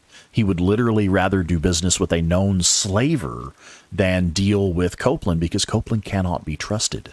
He is a thief. He is like a vulture picking apart the carcasses, you know? Mm-hmm. Or a hyena before, you know. Exactly. I guess vultures do the same thing, but like before you're even he's dead, some they're kind like, of fucking oh, what do you got? scavenger, yeah. Yeah.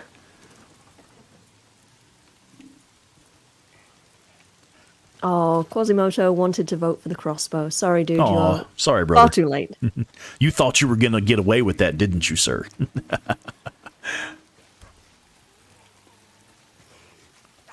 Yeah, I got to be completely honest. I know that a lot of people really enjoy the crossbow, and I think that's fucking awesome, because that's one of the things we were just talking about is the differences in the play styles. That there's virtually infinite possibilities for differences in the play styles. And the thing about the crossbow that I find interesting, most people who really, really like the crossbow and use it all the time, they actually use the words, I like the challenge. I like the challenge that it adds of having to keep scrap for it and having to keep the little cedar saplings and does use uses huge an amount of absurd scrap. amount of resources. Absolutely. And that is my reason. That's my primary reason for not wanting to use it. A lot of people will say, well, I like the crossbow because it allows me to conserve on ammo. And I can see that. You can craft your own ammo in the field. However, it does not conserve on resources at all, because here's the thing. To use the crossbow, you have to keep up with the little sticks from the cedar sapling trees. To use the crossbow, you have to use the nest residue in order to make the residue bolts. And also you have to use the little vials of poison to make the poison bolts. So that literally introduces 3 crafting materials that you have to scavenge for that I can completely fucking disregard. I never even have to look at those. Pretty sure you need scrap for every crossbow bolt, Well, right? no, what I was saying is the cedar saplings, the nest residue, and the poison vials, those 3 items specifically. Those are 3. Oh, that you can use for other things. You can't use them for other things. They're not used for anything else. The cedar saplings are not used for anything else. The nest residue is not used for anything else, and the little poison vials are not used for anything else. Now, I think you can make poison darts for the B&D 150 sniper rifle if you're on New Game Plus and have it unlocked. But throughout most playthroughs, the little poison vials, they have no other purpose other than making poison bolts for the crossbow. So that does not conserve resources. What it does is introduces 3 crafting materials that you have to scavenge for that I can completely disregard. I don't have to waste any time scavenging for those items because they're literally useless. I still pick them up, though. If I can pick them up, I'll still pick them up. I don't know why. Like, just in case. Although I do like to switch to the crossbow for the residue bolts. Miranda Satin just pointed out in the chat that they're really good on at taking out camps. And it's just kind of fun sometimes. Like, if I'm near a weapons locker and there's a camp and I know I'm going to go take it out, I'm like, you know what? I'm feeling some residue bolts. You know what's even better for taking out camps? Well, hordes. The sniper rifle.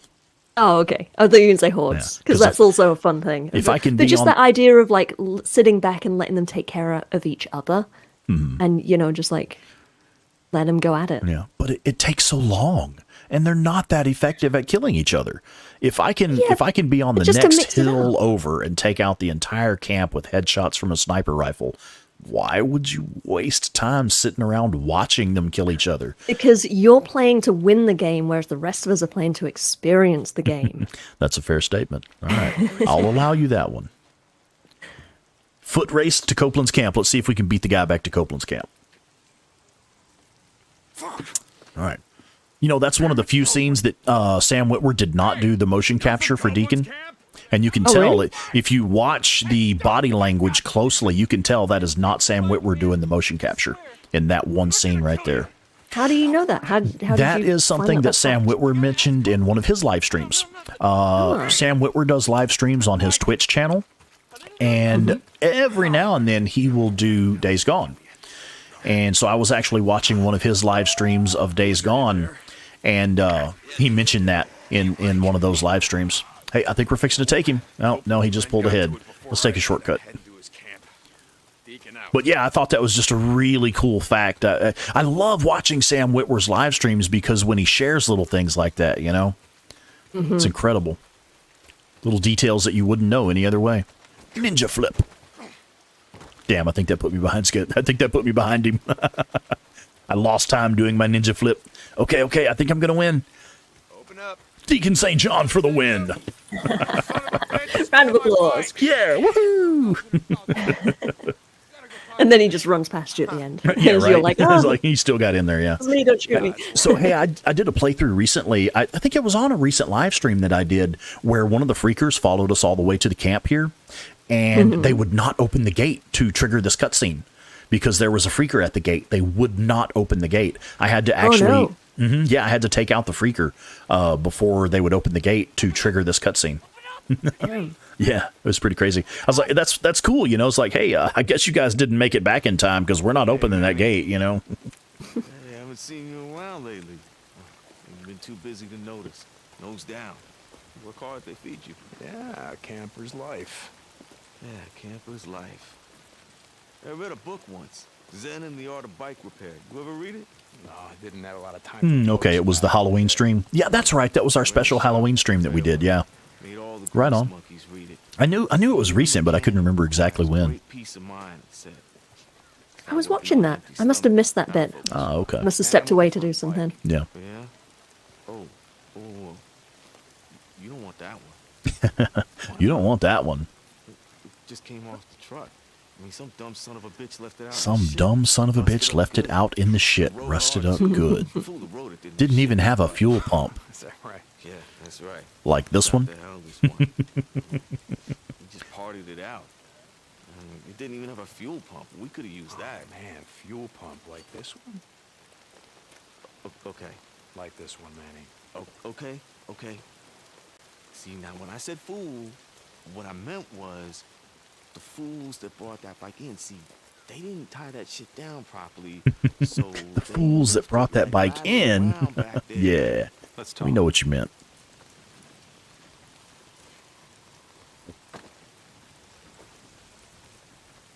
Looks like you had some trouble. Got hit hard last night. Ripper's game. You were saying earlier about Copeland being untrustworthy, and that's why Deacon doesn't work for him.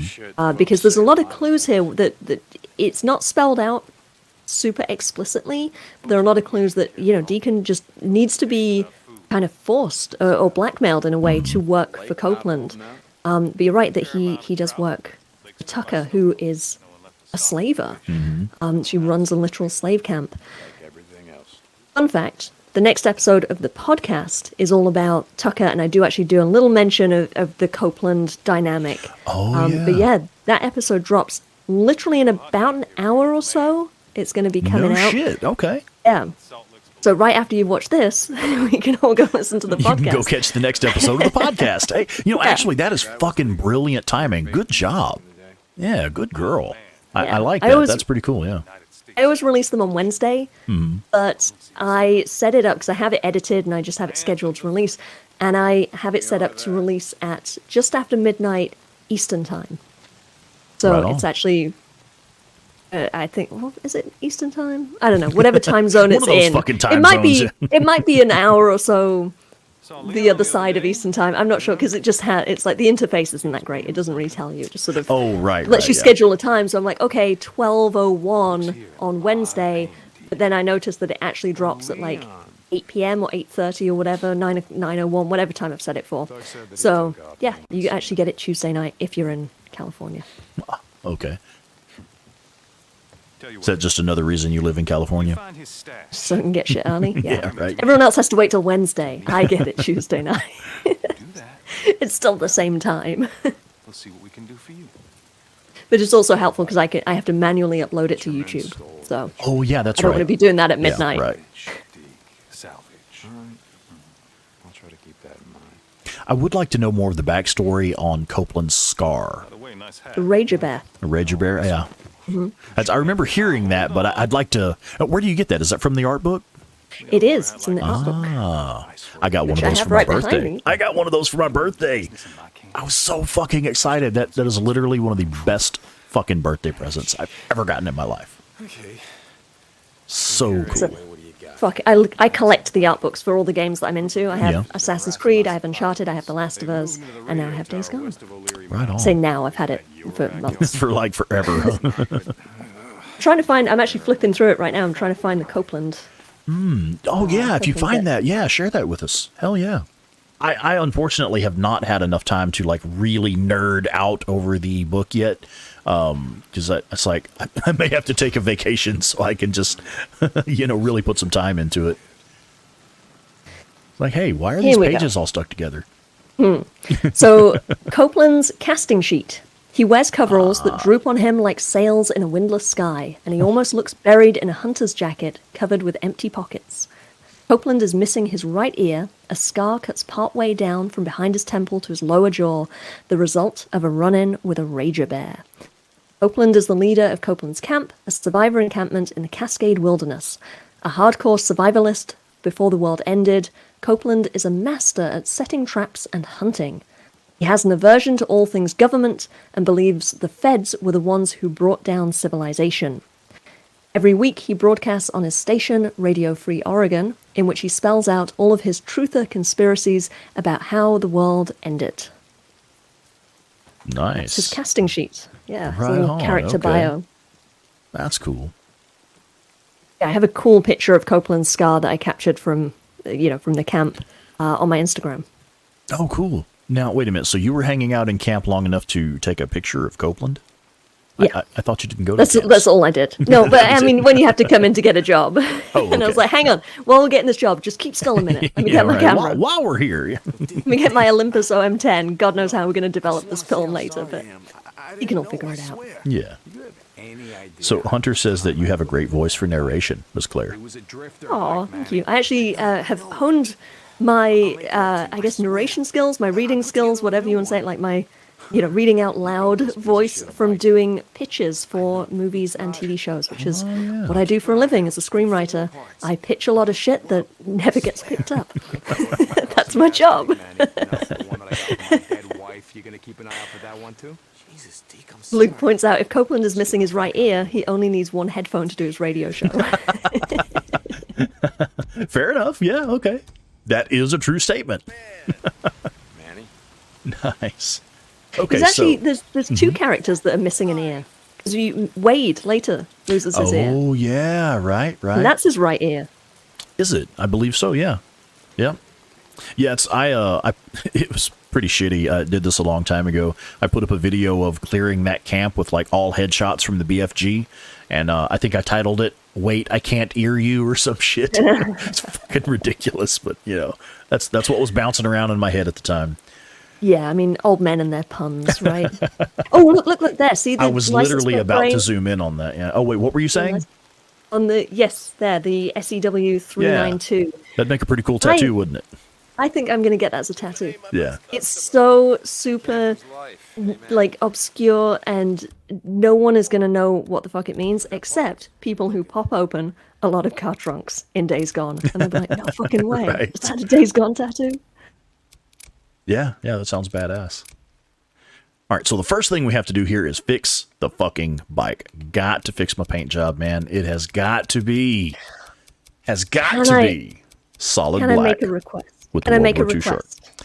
Can I make a request? I guess. Could I stop you? Claire? I mean, you can't stop me from making a request. You I didn't know catch you that? have That was a your- reference to Blair. When Deacon says, "Could I stop you, Blair?" Oh shit! I'm so yes. disappointed in you right now. Oh my goodness. So anyway, what were you saying? Well, she's a merchant, and we all know I don't listen to the merchants. Okay, yeah, that's fair. Yeah. I'm lying. I'm trying to be better with that. I'm trying to give a shit and get into like the backstories. I've actually been taking a lot of photos of like just the random people in the camps. And trying to like build up a sense, like I'll stop and eavesdrop on the people that are talking. But that same conversation that you always hear at Lost Lake about the woman who used to be a veterinarian or something, and it's or right, whatever, with the it's collies, just, I yeah. hear it all the time. Anyway, my request was going to be, I know you have your thing with the bike. It does look do. very pretty. But can you please make the frame copper? Because Make the frame copper. love it. It's my I guess we favorite. could take a look at It that. looks so I mean, I pretty. think that my siren is just so sexy, just the way she is. But She can always, be I improved. guess. Or just, touch up the roots a little bit. okay, With so some is it highlights. one of these? I actually, you It's said no, the it's not the base. frame. It's the That's frame the frame. paint. Yeah, that's frame. Well, no, go. Okay, accent paint. I don't know. It's in it. The menu is kind of weird, but it's not one of those. See, these just affect the tank, Yeah, no, it's not the tank and the fenders and the headlight and stuff. Nope, not there. And then under frame, these are the only options that I have. Go I to have- visual because you're in paint right now. Go to visual. Okay. Yeah, this is just accessories. Okay. I'll have to figure out. I where may it not is. have It must that be option. under paint. Maybe you haven't unlocked it. It's possible, but not likely. It is possible. Okay, it must but, be. It's under paint. Okay, so I'm So in paint, and we have accent paint, which just does the Tank. tank, the fenders, and like the headlight and stuff. Okay, and then we have. This is what I have for frame. Oh, Quasi's saying we're still locked out for doing that. I think it must be under this frame where you are right now, the default I mean, base. is it and all something that maybe you have to get from another camp, like Iron Mike's camp or something? I don't know, but Yes, I honestly don't it could be. know. Because I'm going to tell you folks, literally from day one, from my first playthrough, this is how my siren has looked. This is how I do my bike. This is it. It's always the black frame, the black paint, and the World War II shark mouth, because she just looks so badass. Such a fucking apex predator, She just looks dangerous. And I think it's a perfect compliment to Deacon being such a badass. It looks like from the chat we do have to wait a little while, but Is it? we'll get there. Okay. All right. I am willing to try it once we get it unlocked. How's that sound? How you doing? Awesome. All right. And the metallurgist in the chat is saying that a copper frame might be a little too flexible to support a bike. Probably so. Yeah. It's not the frame, it's just the color of it. It's just the spray paint. Yeah. Appointment. It looks so pretty. That's how I have my bike with that. And I currently have the hot springs, whatever you call it, the accent paint, the decal, The decal. Yeah. yeah. And I've seen screenshots of yours on your Instagram, and it does look fucking killer. As soon as I can. I agree. I sometimes change up the design because the hot springs one kind of reminds me of Tank Girl, which is why I like it. It has a little Yeah, bit right of a Tank on. Girl edge, and I You were love such a the 90s blue. kid, yeah. I know. I love the blue and against the copper, the way the turquoise blue of the tank just it's blue and orange. Like, this is my favorite color Yeah. combination. And like but you I do said- change that up sometimes. Yeah. So like you said, is it at night when the copper really shines? Isn't that what you were telling me a while back? It depends on the lighting. It's more in the daytime. Like if it's cloudy, it almost seems to be brighter against the landscape. Like the landscape dims more than the bike. And then when it's sunny, you see all like the patina on it. It just looks kind of like just looks badass. Like it's taken some shit and survived. Nice. Okay. Yeah, I got you. That does sound cool. I mean, and like I said, I've seen your Instagram post with your bike on there. It looks killer. I did share a picture of your bike on Instagram, and yours got more likes. So Yes, it did. I saw that. I believe, and not to toot my own horn here, I believe didn't mine get more likes than anyone else's? yes, it I did. think it did. See, and that is why I go with the solid black and the shark mouth, because it's just fucking it's badass. Classic. It's pretty iconic because like it's always SpawnicusRex videos have always got that's my bike. Always. You can recognize it, even if you don't know who the fuck I am, if you've seen any of my videos, when you see know that what? bike who it is. I was on YouTube the other day and I saw a video and I was like, wait, is this one of Rex's videos? This doesn't look like one of Rex's videos, but it also looked a lot like one of your videos, like the kind of the, no shots fired or whatever. And I was like, fuck, did someone rip off your video? Because I know that happens from time to time. Yes, And it they've does. just uploaded it with a bunch of different graphics on like the title thumbnail. I have had people steal my videos like that, yeah. You know how I knew it wasn't one of yours? How'd you know? Because of the bike. bike. There you go. Yeah, they had a different bike, and I was like, oh, it's fine. It's not Rex's. Right on. Okay, so we're going to have a little fun with this one. We're going to leave some of these speakers on for a minute. What do you think? Yeah. How about some do it. madness and mayhem? Fuck yeah. Damn it.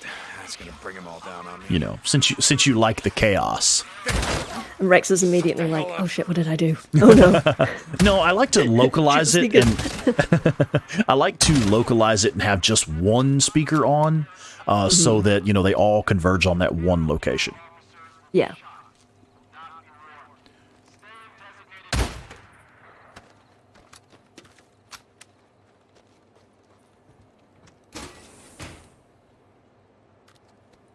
I love it when you try to run up to the door and like get in the metal doors of the MMUs, and he just like face plants into it. Because normally you can slam through the doors, but you can't do it with the steel doors. I do Yeah, I that love the all way- the time. He has the different interactions with the doors, like you can just open them, you can kick them, you can kind of shoulder slam through them. It's pretty badass, and then you come up to these and you're like, bam! You take a door to the face. Just like that. Yeah. I think he actually bled a little bit. Did I actually see a little bit of blood there? I think so. Holy shit, yeah, it's like he busted his nose on the door. All right, Deacon, sorry, Yeah. brother, but that's fucking And that's hilarious. how Deacon died. And that's how Deacon died. The end. No, we only treat Abby like that. We don't do our boy Deacon like that. No. Okay, so what should I get first? Oh, wait. Just, We're already maxed out. I just gotta get this back to Boozer. How? Hello? I'm being asked if I'm gonna Nero? redesign Luke's actual bike. So he has a Honda. Oh, And, okay. Of some kind. I would, Where the hell? but I don't know if we've unlocked all the options, you know, yet from going to all the camps. So oh, it's this really badass bike that he has, and he's actually kind of restored it and done some of the paintwork kind of per the original, and it looks pretty cool. Just needs to fix the ignition, I think. Some sort of glitch happened.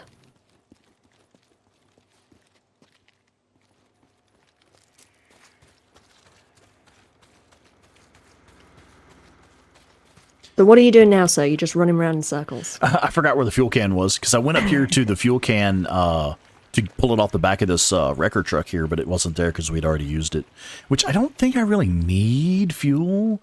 Yeah, right, we're at 91% because we have the maxed out tank right now. But still, it's a habit that's a good habit to have. All right, so let's put this to the chat. What would y'all like to see next? Because, you know, of course, what I normally do at this point in the game, if you have followed my best start guides, of course, I go do the ambush camps to remove the fog from the map and reveal the location of the infestation zones and the Nero injectors. So that's what I normally do. But in this instance, I've already got all the weapons. I've already got all the Nero injectors, so it's really not that much of a factor. We can push through with more story missions, or we can go do ambush camps. We can do whatever y'all are into. Let me know in the chats. Let me know in the Sawmill chats here. Horde. Sawmill. We can't Just get there go there. just yet. We've got about a minimum of 10 hours of gameplay before we can get there. we Which, got I mean, one I'm vote down, man. for- Let's do it. You know, but One vote for Patchen's Lake Horde, and no, the Little Bear Lake Horde is has not spawned yet. correct. Yeah. So we could go do Patchen's So, Lake. Ambush One vote for camps. ambush Okay. camps. Mhm. Now we See, could I go. want to push you to not do the ambush camps, just because that's Okay. how you always do it. Now, wait a minute. You also pushed me to not do the hordes early, and I can't do the ambush camps early. So, what do you think I ought to do? Since I I can't think you do should any, just do. You should do the missions. just do the story. Yeah, Okay. and then like do stuff as you come across it. Okay. You know, so if you run into an infestation zone, or if you run into a horde, or whatever, like I like that idea of organically unlocking the map as you go. Okay. How I like to play. Yeah, you would. What does that mean? I don't know. I'm just talking like I know stuff. Shit, I don't know. You're kind of shit talking without knowing what the shit you're talking Yeah, about. you know. Basically, yeah. All right, so we could go give Boozer the sterile bandages. We could go do that. We could go do this first ambush camp, which is another one of the story missions. Man, whatever, man. I'm down for whatever. Y'all have got me for Well, okay, so I'll go ahead and throw this out there too. We were going to do these streams from 8 to 10 my time, roughly 2 hours. I am perfectly okay with going for my normal stream time, which is 3 to 4 hours. Claire, are you available to keep streaming for a little while, or have you got stuff going on? Yeah, hell yeah, I can keep going. Right on. And go all night, baby. Right on. Okay. If it's for Days Gone. Anything for else, Days I got Gone. bedtime. Then Yeah, I'll right, stay up for Days Gone. curfew is 2200. Yeah. All right. Cool. Well, I'm down, man. I think we should do the ambush camp. Go do the ambush camp story mission. The story mission. Copy that. Now, how do you get there again? Boozer, you there? They're like, damn Actually, it, I don't have the minimap. God You damn know, it, answer me. one thing that I would normally do at this point, I would also go get the hidden loot locations. Would be like the very first fucking thing that I would do. And since we're here at this one, I'll go ahead and do that. So these men. Because that's one of those things where I like to have the tools in order to do the job. You know, I like to have the grenades and the pipe bombs and stuff like that. And you can get all of that stuff early just by going to the hidden loot locations. Hell, maybe they're like me, just tired of listening to your paranoid truth. So does anybody else wish that you could save your headlight setting and have the headlight turned off? Is there anyone who uses the headlight? Like, does anyone turn it on? I actually mean, use it in the tunnels. I know There you probably don't. are, but those people are weird and we don't trust them. I'm sorry, I'm just being funny. If y'all do use the headlight, that's cool. I'm just Okay, I'm just we're teasing. actually, we may have to change the plan. All right. There's a what you lot got? of word in the chat that we should go to Boozer first. Go see Boozer first. Ooh, hey, you know, we may have just discovered a horde, actually. So I just got the fight or flight mission. Ooh, all right. Sometimes do the it. best strategy Do it. is to run away if you're a little bitch. If you have stamina available, press L3 to sprint. What do we have here? Do we come up on a horde, or is it just a bunch of assholes? I think it's actually just a bunch of assholes and not actually a horde. Oh, yeah. Oh, they're getting eaten by something. Are they? Yeah. What is going on? No, I I swear there think, was like a... let's see. It looked like there was a wolf or something Hey, there. well, you know, if you see a bunch of freakers running, keep up. Free meat. Right?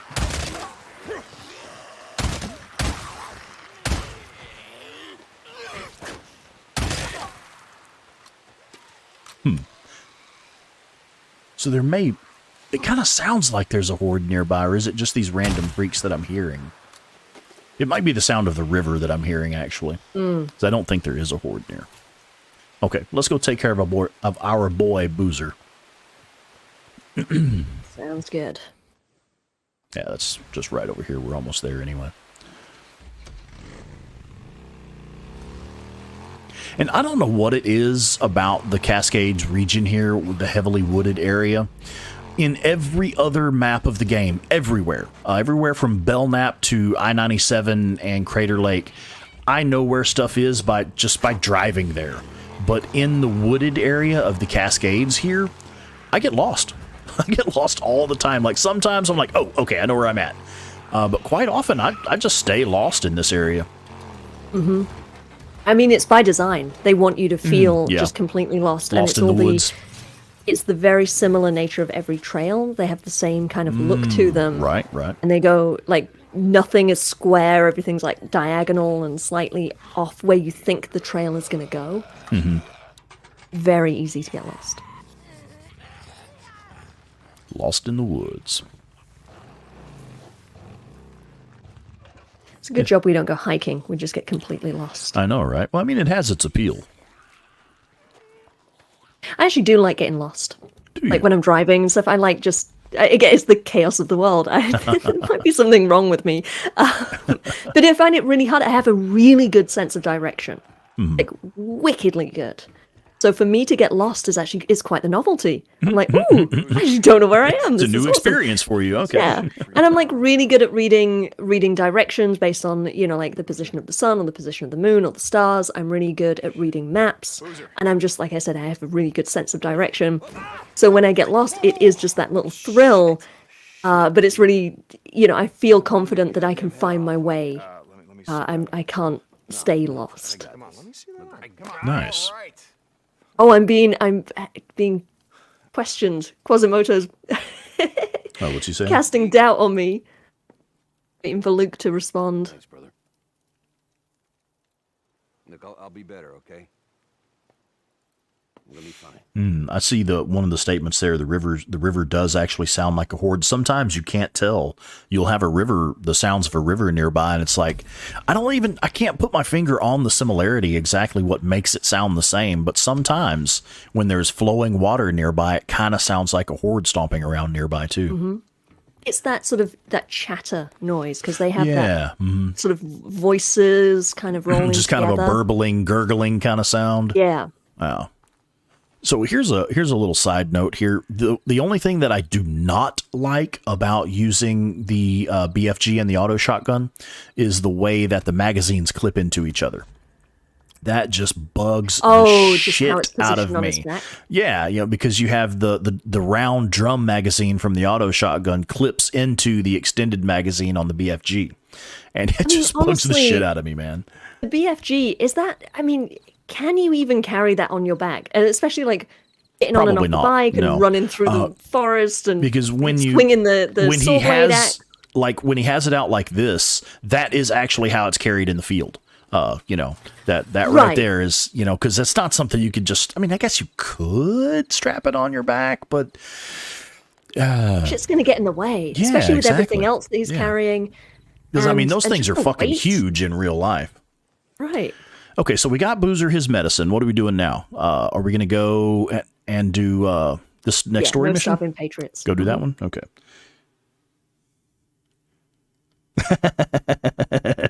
Ryan, calm down, killer.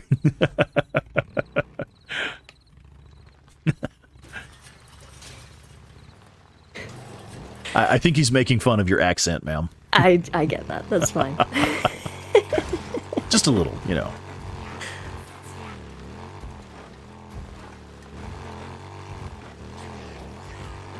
Oh, look. Did y'all see that? Fucking bear trap. It's a fucking bear trap. Run away. I was like, what are you talking about for a second? Fucking bear traps. The deadliest enemy in Days Gone. Trees and bear traps. Trees, I hear you, but bear traps I've never had a problem with. Really? Yeah, I've stepped in one or two in my time. But maybe it's because I'm always like slow and stealthy creeping into camps. Oh, is that what it is? And so I'll see him coming. I see.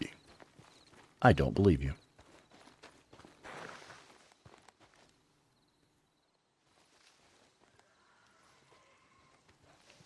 I think that my Deacon, his steel toes are magnetic. So anytime that he's anywhere near a bear trap, the magnets are immediately just drawn to the bear trap. That's the only possible explanation. There's nothing else that makes sense. How about you just suck at avoiding them? I think I actually do get in a bit of a hurry sometimes. I don't know, I've played this game so many fucking times. And not that that's a bad thing, but I do actually get a little bit impatient with the smaller details, like avoiding bear traps, things like that. Mm-hmm. The little things. Yeah, right. Sometimes the little things get away from me. Bear traps are Rex's deadliest enemy. I'm afraid so, actually. And for Claire, it's the trees, because her bike's name is Sir Rex-a-Lot. Wasn't that his nickname? Oh, no. Shut the fuck up. No. Asshole. I thought that was rather clever myself. It was. It's the only reason why I didn't punish you as a mod. Right? Ban me from the subreddit. This motherfucker right here. Right. 3-week ban. There you go. Yeah, right. I probably deserve it for something.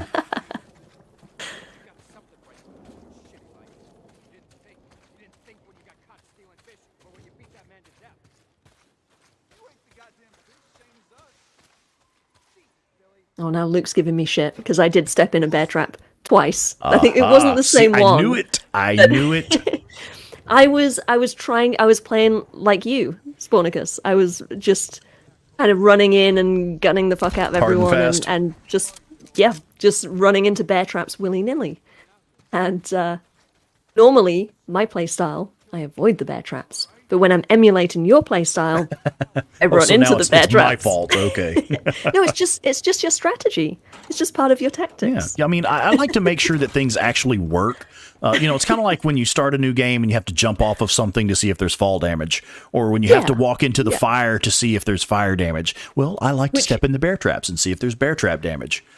But do you think it's different every time you play the game, and that's why you keep testing it? I think it's old person short-term memory loss. It's got to be. Time to call that retirement home. I reckon.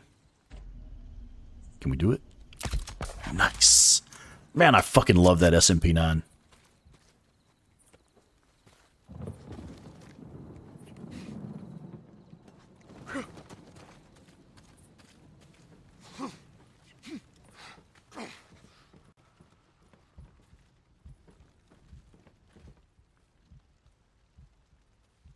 So while you're taking out all these people, Mm-hmm. I have a question for you. What's up? First time I asked you onto the podcast, I asked you where your name comes from. And I don't think you've ever explained that on your channel, because it was a really interesting story behind it. Yeah. And I don't know if anyone, I mean, obviously people who listen to your interview on the podcast have heard that, but maybe there's some people here who haven't. I think it's a really cool story. Do you want to explain why you kill these marauders? It's probably going to screw me up and make me make me die here, but yeah. So the thing about the SpawnicusRex name, that was my username like way back when I first got an Xbox 360 in like 2010, I think. So it's literally been 11 years or so. When I got my first Xbox 360, I had to create a user profile for online gaming. And that was the first time I'd ever made a profile for online gaming, right? And so I had to come up with something. And Spawn is... Oh, shit, I missed that one. See, I knew that was going to make me... Talking about this was going to make me fuck up. But Spawn is my favorite comic book character. And I'm not, like, a big nerd for comic books. But Spawn is just such a fucking badass that he is my favorite character. And, you know, he's... in life, he was an assassin.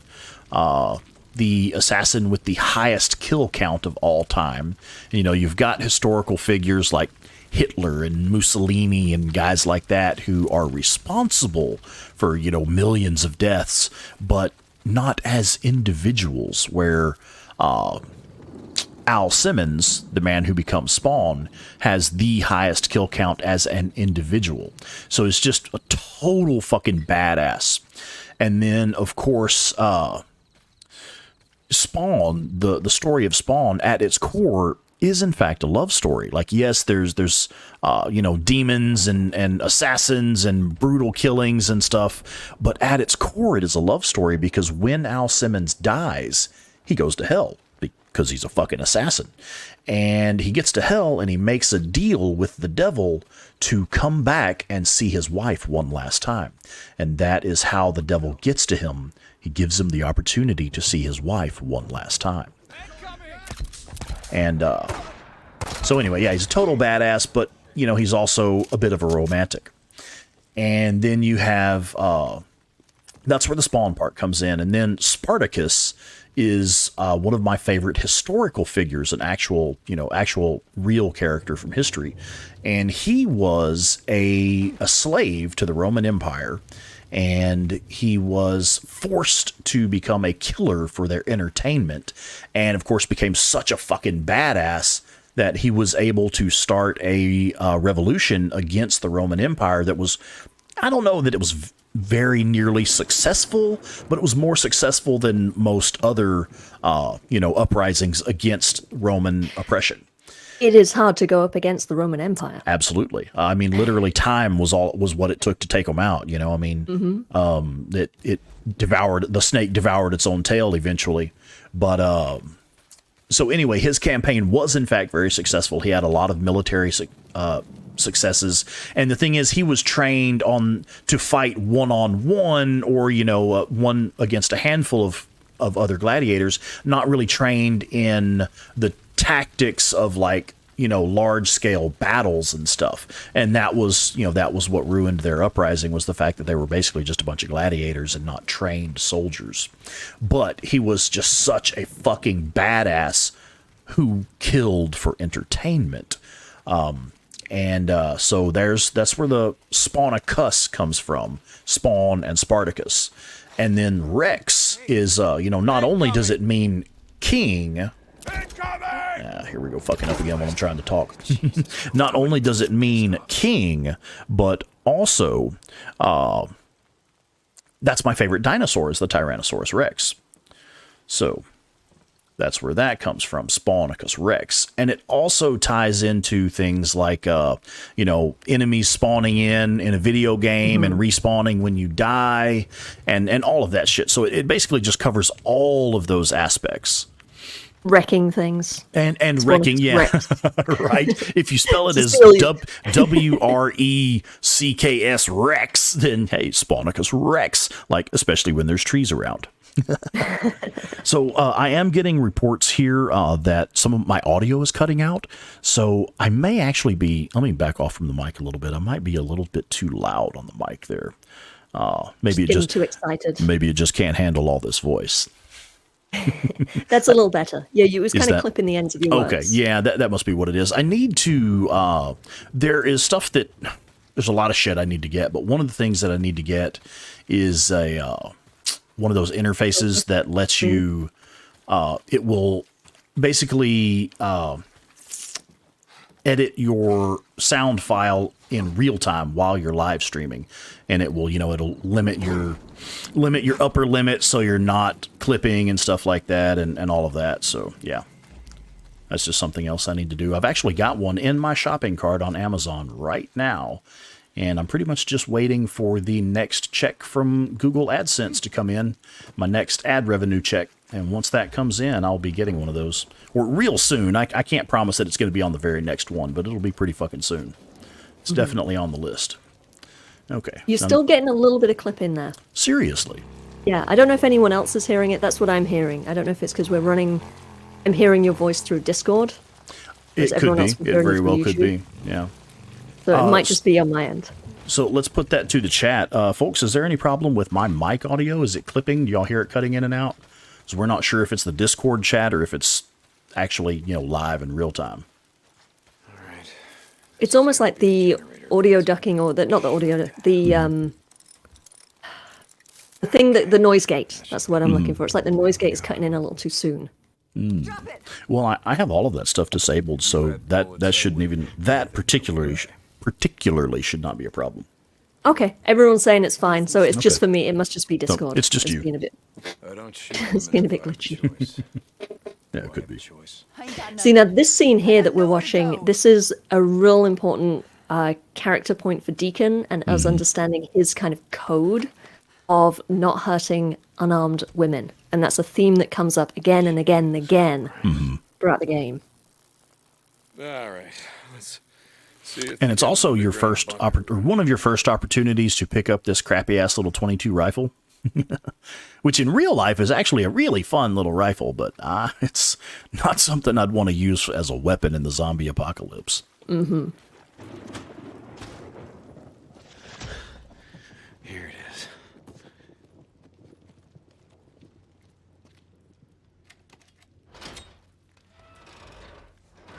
Do you ever get lost inside the bunkers? Yes, I do. I I'm have glad to be. it's not just me. I have to be honest. Now, wait a minute, ma'am. I thought you said you had a wicked good sense of direction. Is that how you put it?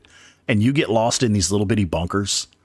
You can't. Sometimes you just cannot see the ladder. I'm like, I know the ladder was here. Where the fuck is it? And it just disappears into the shadows, or it's like not against the wall. It's like sideways to the wall. And I'm just like, what? Wait, hang on. There's only 3 rooms in this place. Why can't I get out? I do like the design of the bunkers, though. I think it's a really cool inclusion in the game, and I love that you find the map that kind of unfogs your map. Right? Yeah, an actual literal map here. Yeah. Yeah. Agreed. It just makes so much more sense. In a lot of games, like you find a map of like a location, like in Silent Hill, you find a map of the hospital or the school, and it adds it to your map, which makes sense.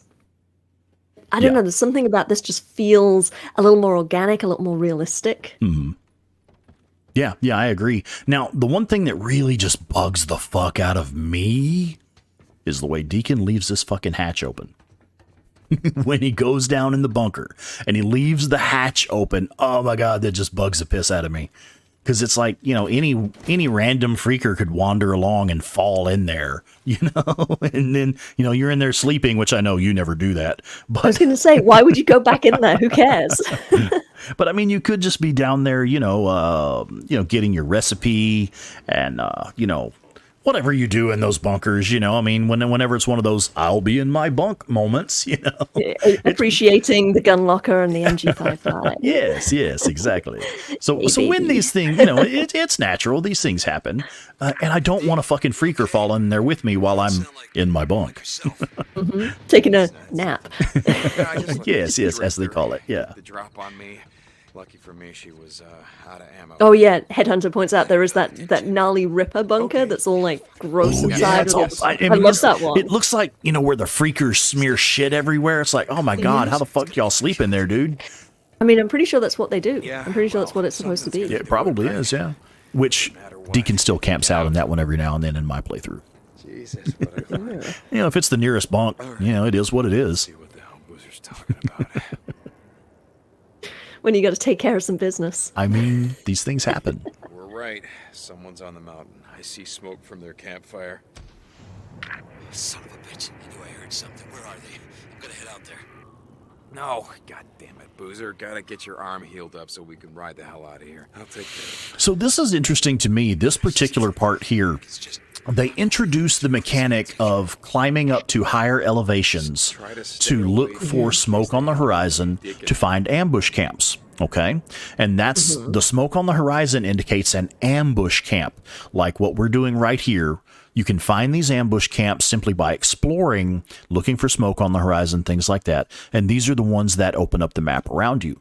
However, marauder camps are completely fucking different. And what we're looking at over here is a marauder camp. This is not an ambush camp. And that's one thing that confused me on my first playthrough. It didn't really sink in that there is a difference between ambush camps and marauder camps. And I was trying to unlock the rock chuck weapon. And the rock chuck, the only way to unlock it is to clear all of the marauder camps. Marauder camps can only be done when they're given to you as a camp job by one of the camp quest givers. So it mixes it up here. They're telling you how to find ambush camps by looking for smoke on the horizon, but they're using a marauder camp as an example. And that actually kind of threw me off on my first playthrough. Interesting. I don't think I paid that much attention to, I mean, I would just like I say, the way I play is I come across something and I'm like, oh, boom, ambush camp. Awesome. Let me take it out now. Or I would do all the missions. So all the camp jobs, you get all the marauder camps, and it's like, okay, cool, just going to go do this mission. But I don't think I ever really sought them out or really paid attention to how you can seek them out if you want to pay attention to the world and get them, you know, at your own pace. And that's part of the immersion that, you know, the immersive experience that you like to mention, you know, actually living in the world and using the clues around you. But hey, I need to give a shout out real quick. Quasimodo, my brother. Thank you, sir. Quasimodo says, next drink is on me, Rex. Right on, brother. I will drink to that. You know what would be cool is if maybe in Days Gone 2, touch wood, that happens. But wouldn't it be cool if when you take out a camp, that after a certain amount of time, new marauders move in and take over it? Right. And so you have to maybe set something up to kind of defend it. Maybe there's some mechanism where you can, like you say, like closing the hatch, like maybe you can do something so they can't break in, or you can set up traps or something. Yeah. Or perhaps even take over that, like have members of the community come in and take it over, just like in like Far Cry games, where it becomes an actual outpost for the good guys instead. Yeah, I agree. Yeah, so like Skizzo could send his goons all over the map and just basically create Skizzo land. Hashtag free Skizzo. Hashtag fuck Skizzo. And my brother Jeremy here is taking off. What's that? As if you say so. I do say so. I do say so. But yeah, my brother Jeremy is taking off. Hey, Jeremy, I appreciate you popping in, buddy. Hope you had a good time. Hi, Jeremy. I know I'm having fun. All right, so what are we doing now? We got to go to the this actual Marauder camp. That's where we're headed now. All right, cool. I actually kind of like this little camp. Oh. Is it bad that I like to make her swing her ass around when I'm driving? That's just like my favorite thing to do. Like to make her swing her ass around. He's a pervy old man, I aren't you? know, right? I'm just a dirty old bastard. You may not see the value in St. John, but Radio Free Oregon is the only thing keeping us from turning into savages. I hope the only thing keeping us from turning into savages is about 9 square feet. That's one thing I like about the Try going rain. hungry. Everything's all wet and slippery, and you can just slide it around like that. Too much fun. All dirty and muddy. And filthy. Our deacon, he's a dirty boy. Head to that camp you spotted north of the mountain. Oh, it's this camp. Oh, I don't like this one. You Lots don't of like bear this traps, one. though, so watch out. Yes, yes, there are lots of bear traps. Everybody I mean, get I ready. kind of... I like the challenge of it. I do find it very challenging. This camp is actually really easy if you are using the tools and the terrain to your advantage. So I'm not being funny. I'm not being sarcastic. I'm just being patronizing. stop using my line. Just telling you I know more than you. Go ahead, educate us all. Don't believe you. Oh well. See what you did, ma'am. This is your fault.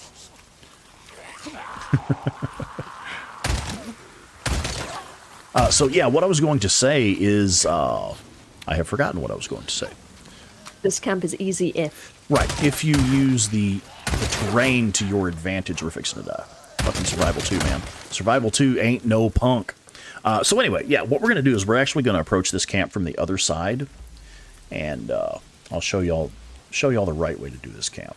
I was just getting rolling there with the BFG, you know, but that's no fun. That's too easy. I think we can get to the other side of the camp from here. I don't want to go just right along the railroad tracks, because if you just follow the railroad tracks, they will spot you. But if you come out this other side here, like by the logging camp instead, you can approach it from a different angle, and you actually can use the terrain to your advantage. And that is one thing that I see as role-playing as Deacon St. John, because he absolutely would use the terrain to his advantage. And I'll show you what I mean here in just a second, once we clear these assholes. Angle is important. Absolutely. Angle of attack. While you're here, you should be taking out these nests. We will, but we're going to handle this Marauder camp first. I don't know. I think you should take out the nests right now. Like right now, before we go do the Marauder camp? Why not? You're here. They're in front of you. I thought that was the gameplay. That was what we were doing. Just let it come naturally, huh? All right. Yep. Yeah, we know about freaker infestations. Okay. All right, but we're still going to do it my way. So I'll take care of the mess, okay? I'm in charge here. That's what I like. Quasimodo, are you drinking some eggnog? Uh-oh. Just mentioning it in the chat. Oh, yeah, it's the right time of year for eggnog, ain't it? I always like to Never put actually tried eggnog. It's all right. I like to put a little splash of spiced rum in there. You're the assholes. I think I'd just rather drink the rum. Right. Like, why ruin it by putting eggnog in it? Okay, where is it? Oh, see, now you've run over here. Now you've got to take Now I the have back to do the way ambush into camp? The other camp. No, I'm just picking up the fuel can. Calm down, killer. And, well, I will go ahead and get this Nero injector, which these serve literally no purpose. If it's not a Nero checkpoint, it literally serves no purpose on a New Game Plus, but it's here. We might as well clear it off the map. I was going to say, but it clears it off the map. Exactly. So. Yep. All right, so I like to pick up this little red fuel can here, and then I'll run it back over here to these to the nest. Miranda Saturn, hey girl, check that out. She says, congrats on a great inaugural feedback loop stream, Claire and Rex. Looking forward to next week. awesome, Miranda. Thank you so much. I love was you guys. Oh, there's boobs up there. Wait, Where's what? the boobs? Oh, holy Where's shit! the boobs? Where's Did you boobs? not know there were boobs on the train? Show me the boobies. Yeah. Hello, boobies. It's on How the we doing? side as well. I never noticed that. Well, see, but that's she painted just on the boob. side. See, that's just boob. There's two of That's them. boobs. Boob and boob. Now, where did my gas can go? These wild women always trying to show me the boobies. No, really, show me the boobies. You're out of fuel from looking at all these boobs.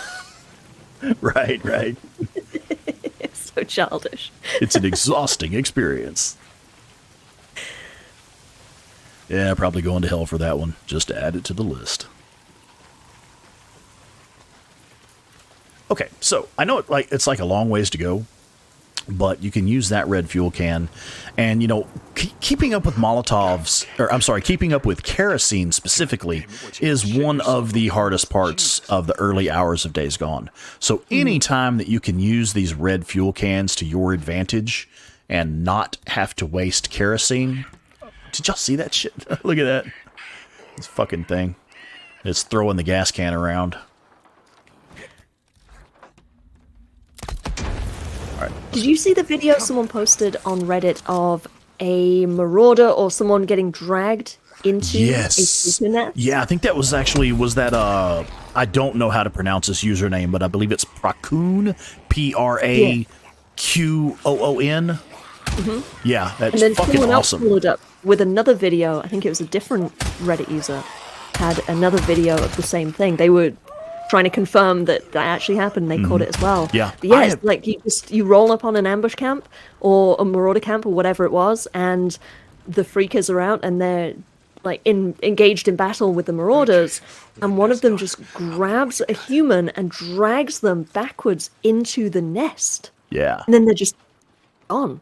They're in the nest. Yep. And it's like, holy shit. It's fucking sick. What- Yeah, absolutely. What are the freakers doing with that person? Like, what? They are, well, I mean, they might be doing all kinds of bad things to them, but they're probably eating them.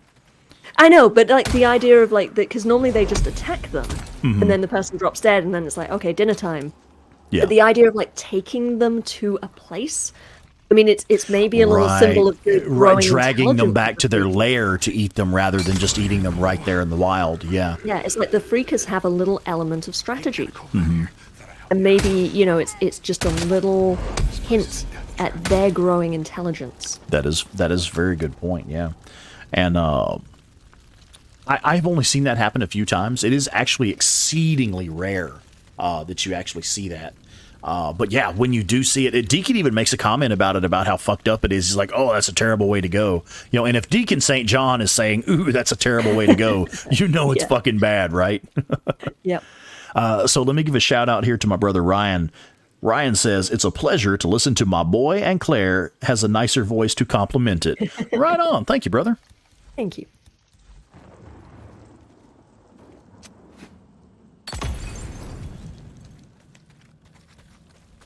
Yes, this has become my new favorite pastime. Come on. It's too much fucking fun. Sir, would you get the fuck over here? Well, not that close, asshole.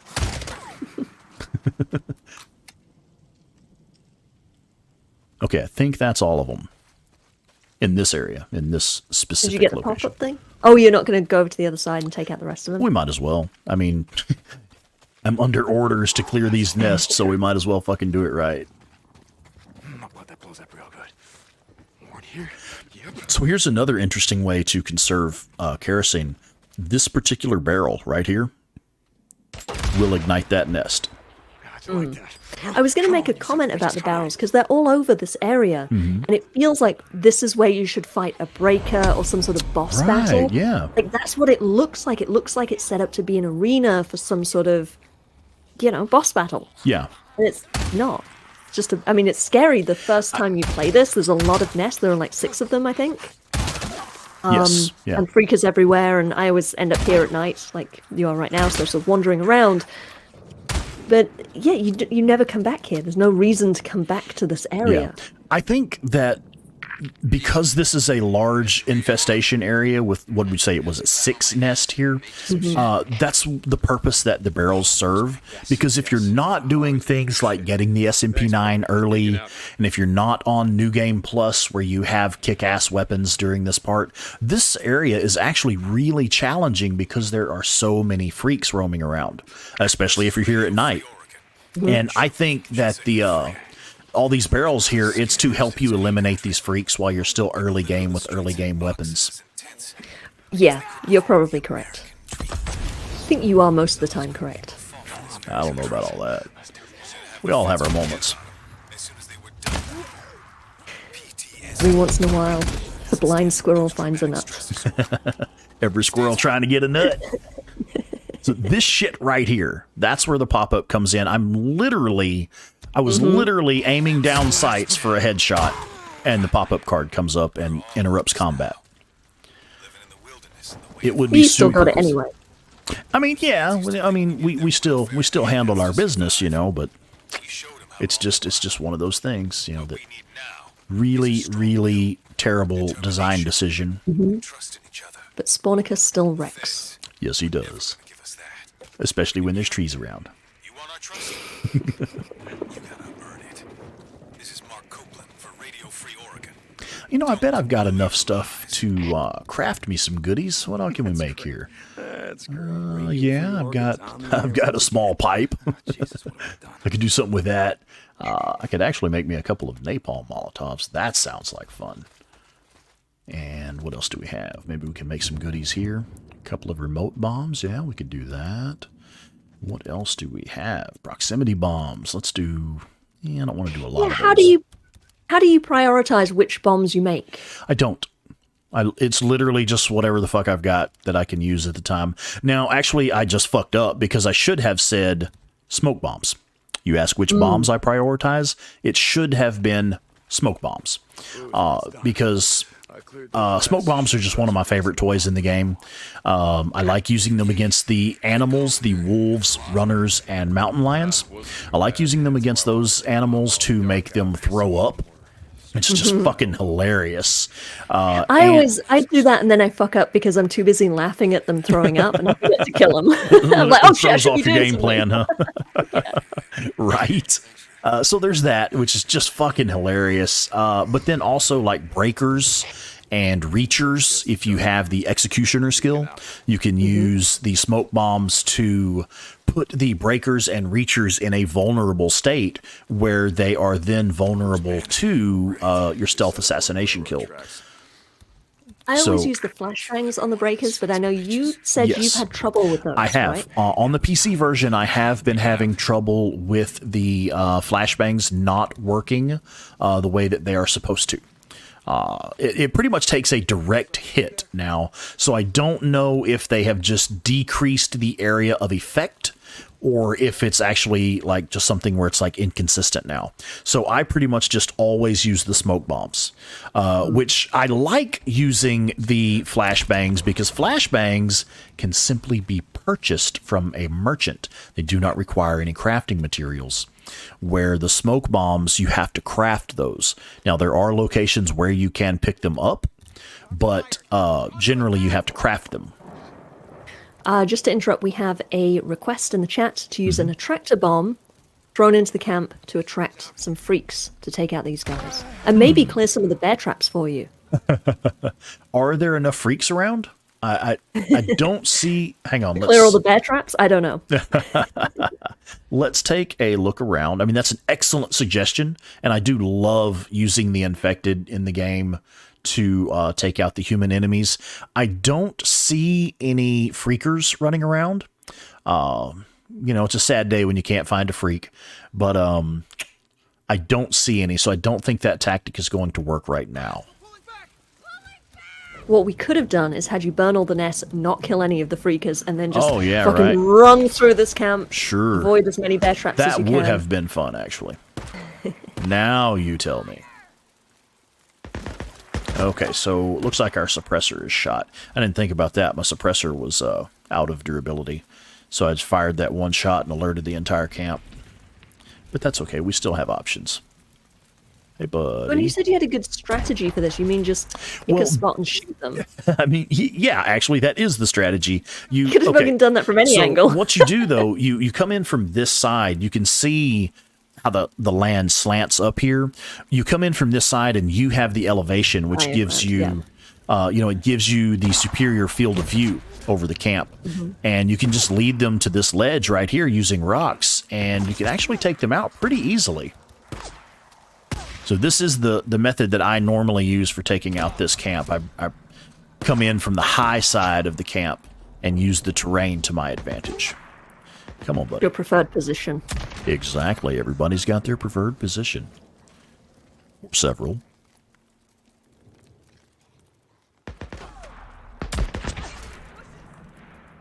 You get them all yet? Oh, there's almost. Yeah, one more.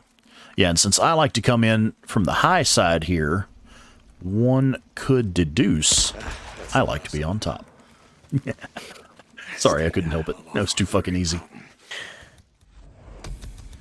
Alright, so... Well, here's one freak that was attracted by the noise. Okay. There we go. Let's look out for traps. I wish there was a way when you're playing on New Game Plus that you could start, because you start with all of your weapons. Wouldn't it be cool if you start with all of the enemies? Screamers, yeah, right. Briars, all of those. They should be in here, especially on Survival 2. Sure. Yeah, that would be cool. Now, I have had them glitch out on me, and I have had higher level enemies spawn early in the game, but it doesn't happen very often. I had a couple of runners spawn on me. I had not even been to Tucker's camp yet, and I had a couple of runners spawn in. So that was pretty wicked. And I've had Screamer spawn once early in the game. That's the only ones I can think of right now, though. But it would be cool if they were just in there by default. Okay. Like that's the toss-up. You get all your weapons, you get all your skills, but you have all of the enemies. So it makes it feel more balanced, because right now it kind of makes it feel easy when all you're fighting is just your regular freakers and regular wolves, and that's it. And what's interesting is I haven't seen a single fucking wolf yet, which is odd, because normally they're all over you everywhere you go, everything you try to do.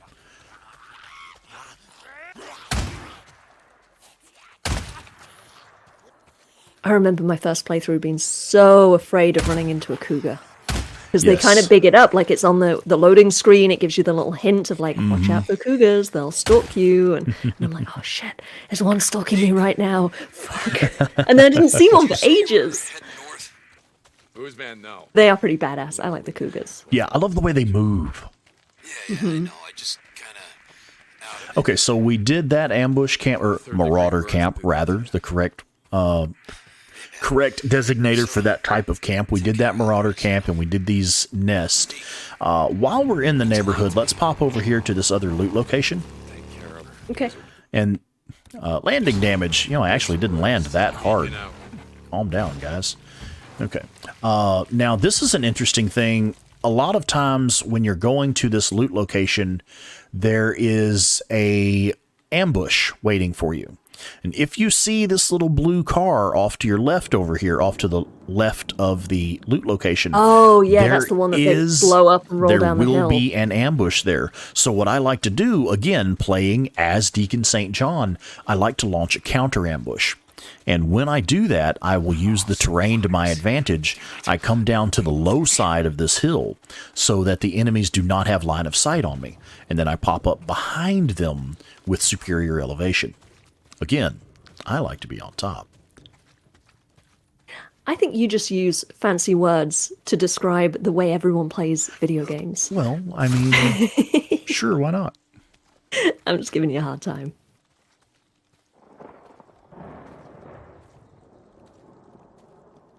Got him. All right. Sometimes it's hard to get that guy. Okay, but once that happens, the car moves, and then there's no way... you're in open combat now. There's nothing you can do about it. And then they have to come up the hill at you. And again, you have the elevation in the superior position, so. I mean, really, it's just you have the auto shotgun. That But what the fuck are they gonna do? Exactly. They've got to come uphill against you with a fucking shotgun in their face, and automatic. And you're standing there with an auto shotgun, and they're running at you with sticks into your face with a stick. Fucking sticks. I know. And they're like, "Oh, we're gonna fuck you up." I'm like, "Are you? Like, yeah, are you though? are you? With that?"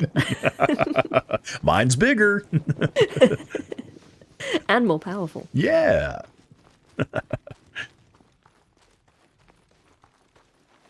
Okay, so counter ambush successful. Pop down here and grab our loot. Make her swing her ass around real good. Get her in position. And then we run up here.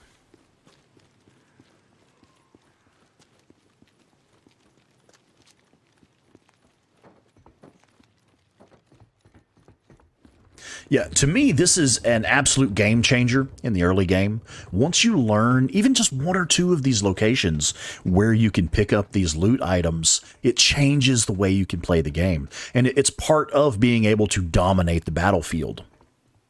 Because once you have things like proximity mines, flashbangs, frag grenades, down here on the other end, you have a pipe bomb, you have an attractor bomb, and these are things that you cannot craft these items at this point in the game. The frag grenades, you cannot purchase them at this point in the game, but we now have access to items that you would normally not have until much later. And You're not picking up the ammo? You left the ammo behind. I don't know that I needed it. It'll generally pick it up automatically when you grab that stuff off the corner. Oh, yeah, true, I guess so. Yeah, I guess so. We'll go ahead and do that. Now, just as a side note here, the reason I normally do not pick up those green ammo tins, they do not respawn. That is a finite resource. They will never respawn. So I prefer to leave those for when I actually need them, which probably will never happen. But hey, it's there if I need it, you know. I find this game, I really wanted it to be a little heavier on the lack of resources. I find it very easy to find anything you might need. Yeah. I rarely run out of anything. Yeah. If you are actually playing the game and exploring and being careful to explore thoroughly, yes, you're absolutely right. Days Gone gives you the tools that you need to do the job. That should be it. That's one thing I've always loved about it, actually. Mm-hmm.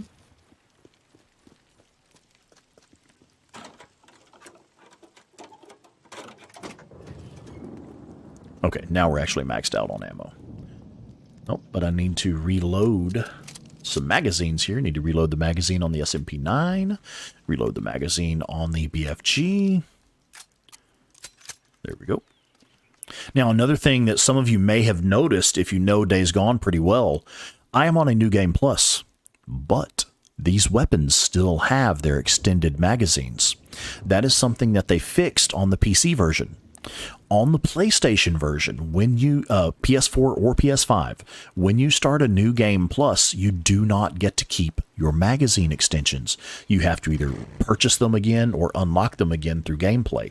You do not get to simply start the game with them, which I think is just utter fucking bullshit. They really should fix that on the PlayStation version as well. But I was pleased that they fixed it on the PC version. Yeah, I mean, it just goes to show that the fact that they fixed it means that it's a glitch. You're supposed to get that stuff. Exactly. I didn't even realize that I didn't have it until you mentioned it to me recently about getting the magazines, and I was like, wait, hang on. Don't I already have those? Like, I know I bought them the first playthrough. And then, yeah, you're right. You play New Game Plus, you don't have them. And I was like, I don't even know where to get them. Like, I don't even remember. Because my first playthrough, I probably wasn't paying attention to that. You think? But you don't use the guns, so, I mean, yeah, I get it. You don't use the guns. It makes sense.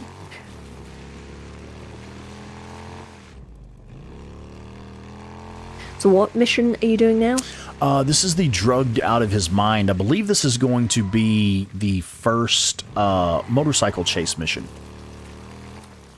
And these are incredibly frustrating to new players, especially when you have the weak early game bike and weak early game weapons, weapons that are low accuracy and low rate of fire. They can be extremely difficult. I will show you one thing though. Let's break immersion for just a moment here. I'm going to make a save game. I want to show you guys something really fucking cool if you don't know this. in the challenge mode, let me make sure that I do in fact have a current save game. Okay, I do. Sometimes I have a problem on PC. Quick saves will overwrite auto saves, and auto saves will overwrite quick saves. Sometimes you'll pop in and find you don't actually have a save that you thought you had. So anyway, we're going to go to challenge menu real quick. I want to show y'all something super fucking cool. This is why we should be doing the challenges. Now, I am not the expert on challenges. I have to, it's fucking embarrassing, actually, how bad I suck at these challenges. If you want to get good at the challenges, you need to check out our buddy Borislav247, Borislav, Borislav247. Check out his YouTube channel. This dude is the fucking master of challenge mode. He's got some killer videos. Yeah, the dude is badass. He's got some killer fucking challenge mode videos, and his videos, his tutorials are what got me gold in 1, 2, 3, 4, and 5 of them. That's the only reason I have these gold. The rest of them are all silver. But here's what I wanted to point out. The bonuses that you get from ranking in the challenges are permanent. These are permanent and will carry over into the main game. Some of those bonuses are things like 28% stamina efficiency, 10% to health item potency. So when you use a health item, you get 10% more healing off of it. Refuel speed, so that you can fill up at the gas pumps and move off faster. 2 penetration increase, which that sounds like fun, an increase to your penetration. But you can get, I believe, up to 3. What that means is the bullets will penetrate more enemies. Now, you keep in mind, Deacon has a skill under the range tree that increases bullet penetration. So you can get up to a +4 penetration on your weapons, where when you fire into a crowd or a horde of freakers, it'll pierce through the first 3 or 4 and kill the ones behind them also. So it's super fucking cool. Focus efficiency, enemy impact reduction, so when you run over enemies on a bike, it doesn't slow you down as bad. The one that I'm actually looking for is this one right here. The 60% bonus to bike aim accuracy. Quasimodo says that's a lot of penetration. Yes, sir. I mean, sometimes you need it. I mean, you know, it's hard to go wrong with more penetration, right? So anyway, back on task. Yeah, so this one in particular, the 60% bike aim accuracy, this motherfucker right here, this makes it where you are more accurate at greater distances when shooting from the bike. So if you go in here and you rank it, even just one rank in this particular challenge is a +20 bonus, a 20% bonus, and it makes those bike chase missions so much easier. Just that one little bonus makes the experience so much better.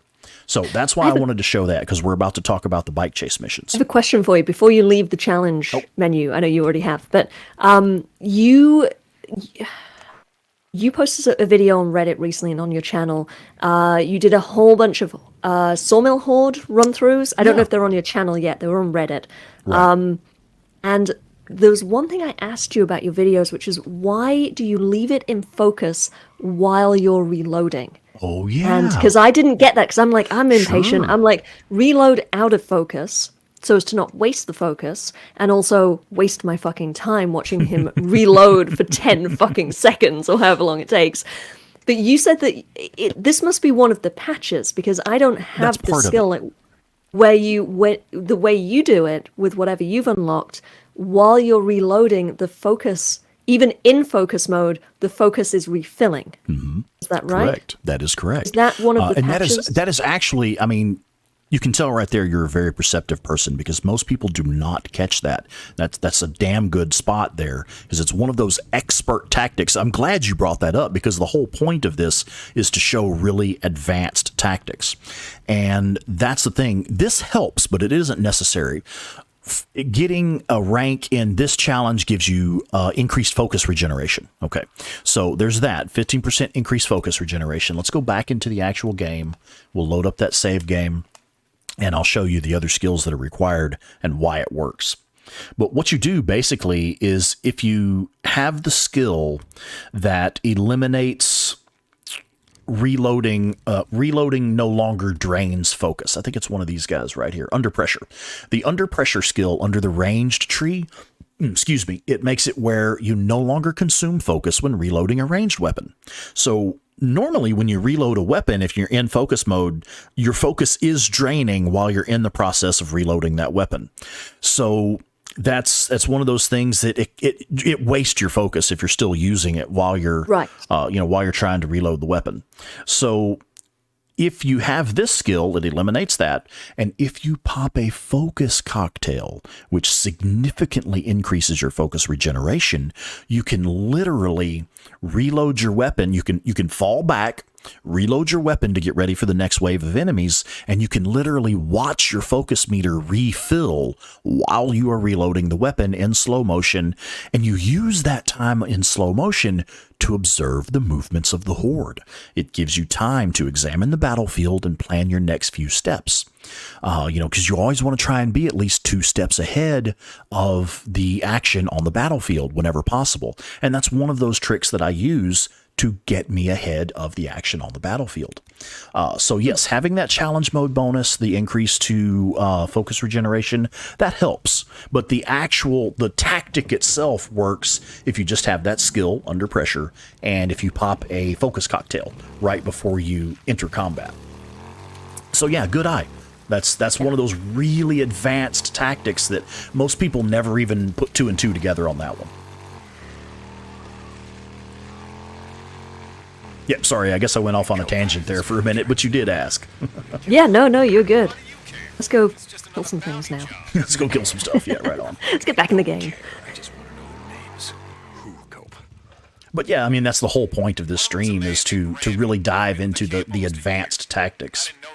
Because a lot of my videos show like your early game best start and your basic tactics to help beginners, but that's the kind of shit that really just makes this game, just makes me so fucking passionate about this game, because it allows you to be tactical on the battlefield and use those types of tactics to dominate the battlefield. That's the kind of shit that just drives me. I love it. Word. Word. Neat. Okay, so the bike's in good shape. Another thing about these bike chase missions, you almost always have a couple of pieces of scrap and some fuel and some ammo nearby so that you are prepared for that, you are prepared for the bike chase. Okay, so I just want to know why there's a Humvee in the water. Because we pushed it there. There he is. Oh, right, yeah, that's the same one. It's because we pushed it there. All right, so let's see if we can get him with the BFG. Can we do it? So you thought I love it. I love fucking doing that. You can't outrun that 50 cal, motherfucker. So wait a minute. What? So Deacon just walks around with a section of rope in his pocket? Well, that's a fun fact. And it looks like he's pretty good at tying those knots, actually. He must get a lot of practice at that. I guess so. I think we just learned something about Deacon. No kink shaming here, but I think we just learned something about Deacon. The guy walks around with a section of rope in his pocket all the time, and he's really good at tying knots. That's a fun fact. That sounds kind of pervy to me. I mean, a little bit, but that's what makes it so much fun. That's why it's a fun fact. Cope, it's done. All right.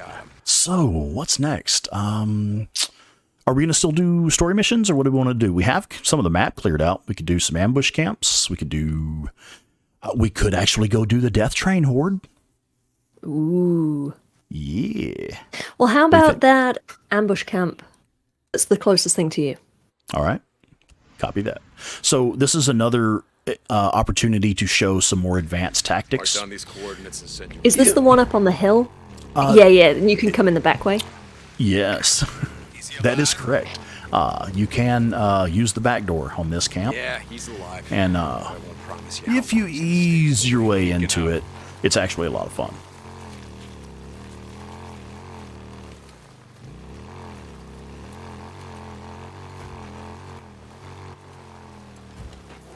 Boozer, you there? Hello, logs. Just calling to check up on Nobody saw that, right?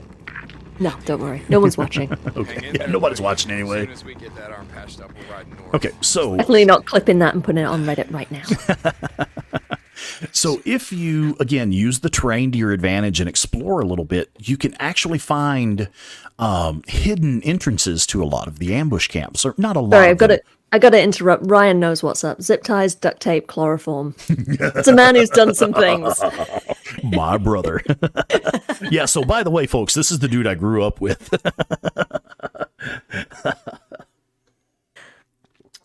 You're giving away our secrets, brother.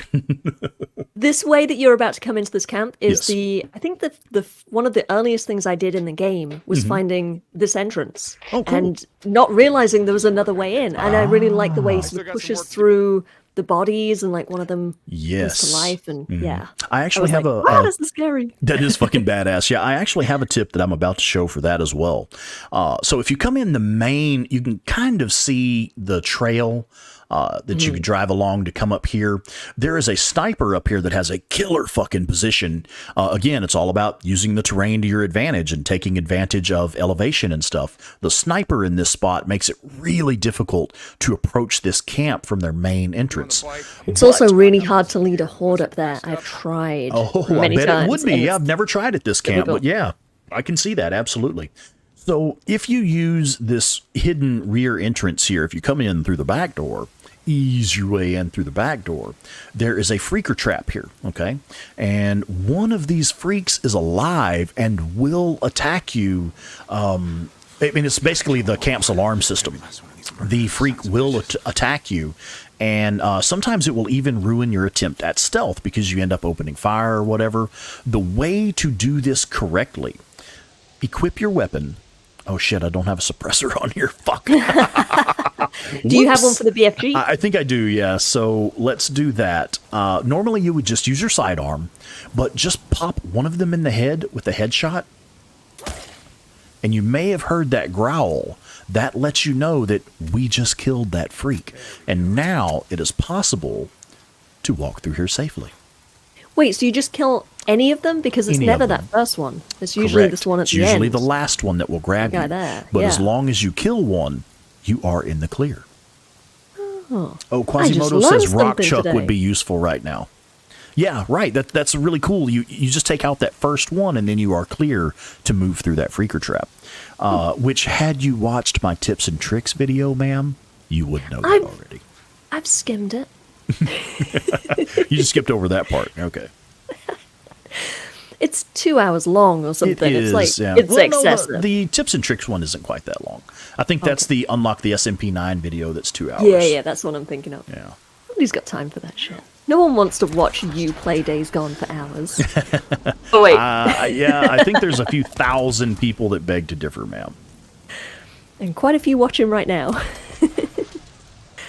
What do you think now, huh? Somebody shoots back. How Those do are you my like that? favorite people. Me too. So yeah, coming in through the rear entrance of this camp allows you to bypass most of their security. It allows you to bypass their superior elevation and most of their cover. So it makes it much easier to eliminate this camp. I mean, really, it's path of least resistance, you know. It's the easiest way to take out this camp. Now, of course, using the fucking BFG here makes it that much easier, but, ma'am... Pretty Aw, much man. eliminates all challenge. Yeah, which is how I like to play. Dominate the battlefield. I don't start any shit, but I don't take any shit either. When it's time to get pissed and do some damage, we fucking do it right.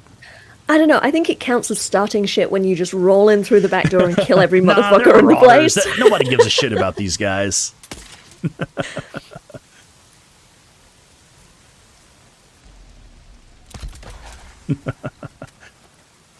That was a good one.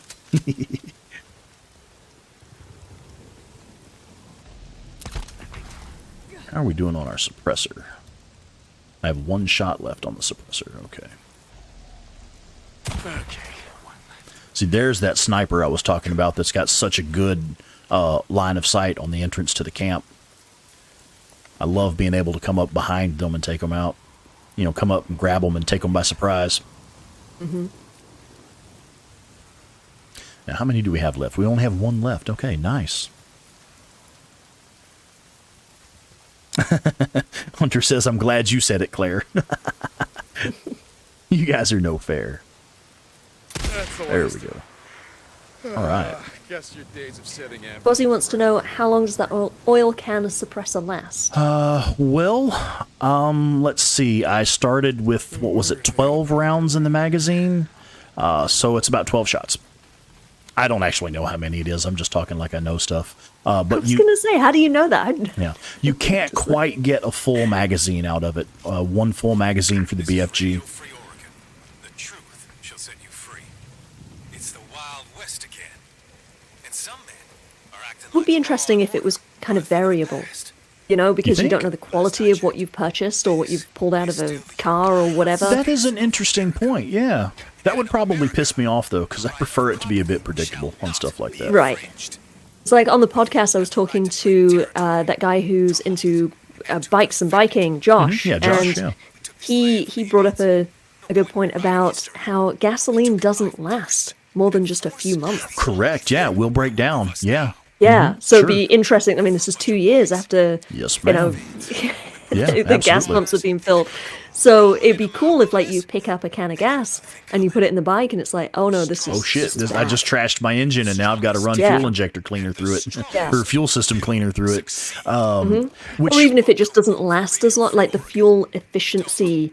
yeah, is it would be less variable. efficient. Yeah, it would cause your bike to need repairs more frequently as well. Right. I just think that'd be a cool, like a neat way of It just would be, giving yeah. a little more to the game on the higher difficulty levels. Yeah. Now, if you want to go into that a little bit further, one thing that I've always found interesting is in this environment, they would actually be using, the reason they use motorcycles is because it's so much easier to convert them to alternate fuel sources. You can actually, and I don't even pretend to know the fucking process, but I do know that it is possible to convert motorcycles to run off of alcohol. And alcohol is a sustainable fuel because you can simply use grain and stuff like that to produce alcohol fuel. So you would be able to make your own fuel and not have to rely off of, just 2-year-old gasoline that you found out in the wild that may or may not have water in it or may or may not have begun to separate. Yeah. But you say that you don't know how to do that, and I'm just imagining everyone in this world is probably like, oh, I read that one time. Yeah, I don't remember how to do Now how it. the fuck do we actually do that? Yeah. Yeah. I guess they won't be needing it. Not anymore. Yeah, that's a good point. And there's all those little survival tips and tricks that you're like, oh yeah, I read that in a book, but I don't actually know how to fucking do it. Well, let me just count. Hang on, let me turn around. I've got 1, 2, 3, 4, 5, 6, kind of 6.5, 7 survival books behind me. Like Damn. 8 survival books, but a couple of them are kind of like, kind of sort of survival, but like other practical things. Like ones on map reading and compasses and things. Oh, okay. Now that's actually useful skills. And one thing Luke said, that's exactly what I was talking about, is you'd be lucky to not have your carburetor gummed up after 2-year-old fuel. Yeah. And that's, it would cause your bike to need repairs really frequently using old fuel like that. True. Yeah, I'm fully prepared. When the pandemic happened, I broke all these books out and I'm like, I got to read up on this just in case. Just in fucking case, because California just went into like. Is that your inner Copeland coming out? Yeah, a little bit. I mean, and not in a Copeland kind of way, but I'm a kind of a little bit of a prepared person. I'm not going to say a prepper because I don't have the energy for that level of commitment. But no, I have MREs stashed in 3 different places in the house. I have those little tablets that make water drinkable, clean up water. Oh, yeah, that's I have cool. things to store water, and mostly it's for like if there's an earthquake, if the big one hits. Yeah, I'm which in that's a LA, serious so- concern for where you're at. Yeah, sure. Yeah. Absolutely. But yeah, First also wolf. I love the post-apocalyptic scenarios. I love zombie movies. I love all. So just reading up on that shit, I find it entertaining. Yeah. Yeah, that's cool. Kind of feeds into your interest there. Yeah. Yeah. No, we just had our first wolf in this playthrough, which is odd. Normally they're fucking all over the place early in the game. one of the most difficult enemies early in the game because they attack like a pack of wolves. They work as a unit, and they will flank you, and they will come at you from one will come at you from the front while the other two are coming at you from the sides. So it's That's like quite a gangbang. Yeah, regular sausage fest with wolves. Well, I mean, it is because you kill them, then you take the meat, And then you take the meat, so them it and is turn a into wolf sausages. sausage fest. Boom, dinner sorted. Sausage, it's what's for dinner. Oh my goodness. Yeah, we're going to hell for that one too. Just to add it to the list. Okay, so what do you think, folks? Sawmill Horde? Or no, not Sawmill Horde.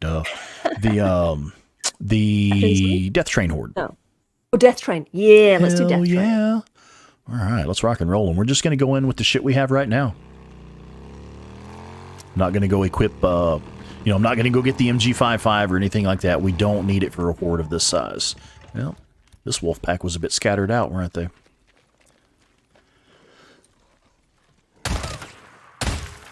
Oh, wait, we have to do the smoke bomb. I can make a couple of smoke bombs. Nice. All right.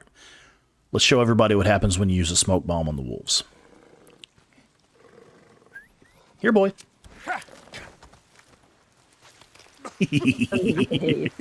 Hang on. Fucking love it.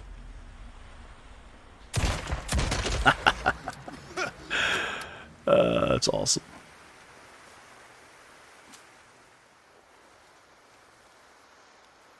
Ryan asked, do you have the guns to keep it, though? Was that another one? Really? I kind of assumed the first one that we killed was part of this pack. Yeah, probably. Now, Ryan, are you asking if I have the guns right now to keep all my MREs? And defend my property? I mean, Nope, she uses a bow. I use a bow, but also, I'm an Inglewood bitch. I know how to take care of shit.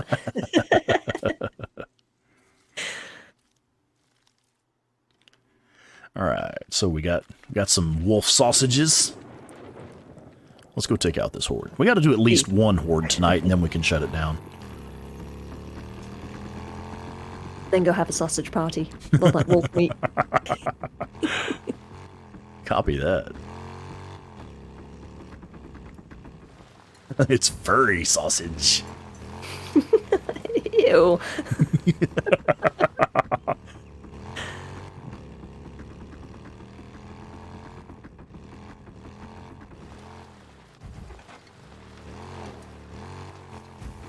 Mass grave. Why'd they bury this shit out here again? Oh, yeah. All right. Let's see. Well, all right. I have my way that I normally like to do this horde. Again, using advanced tactics, using the terrain, and using the tools. Do we want to see something different? Or I'm asking in chat here, do y'all want to see something different? Or do you want me to demonstrate the most effective method for taking out this horde?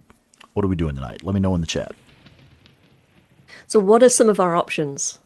Obviously, you've got your usual where you throw your attractor near that fuel truck and kaboom. We have the fuel truck.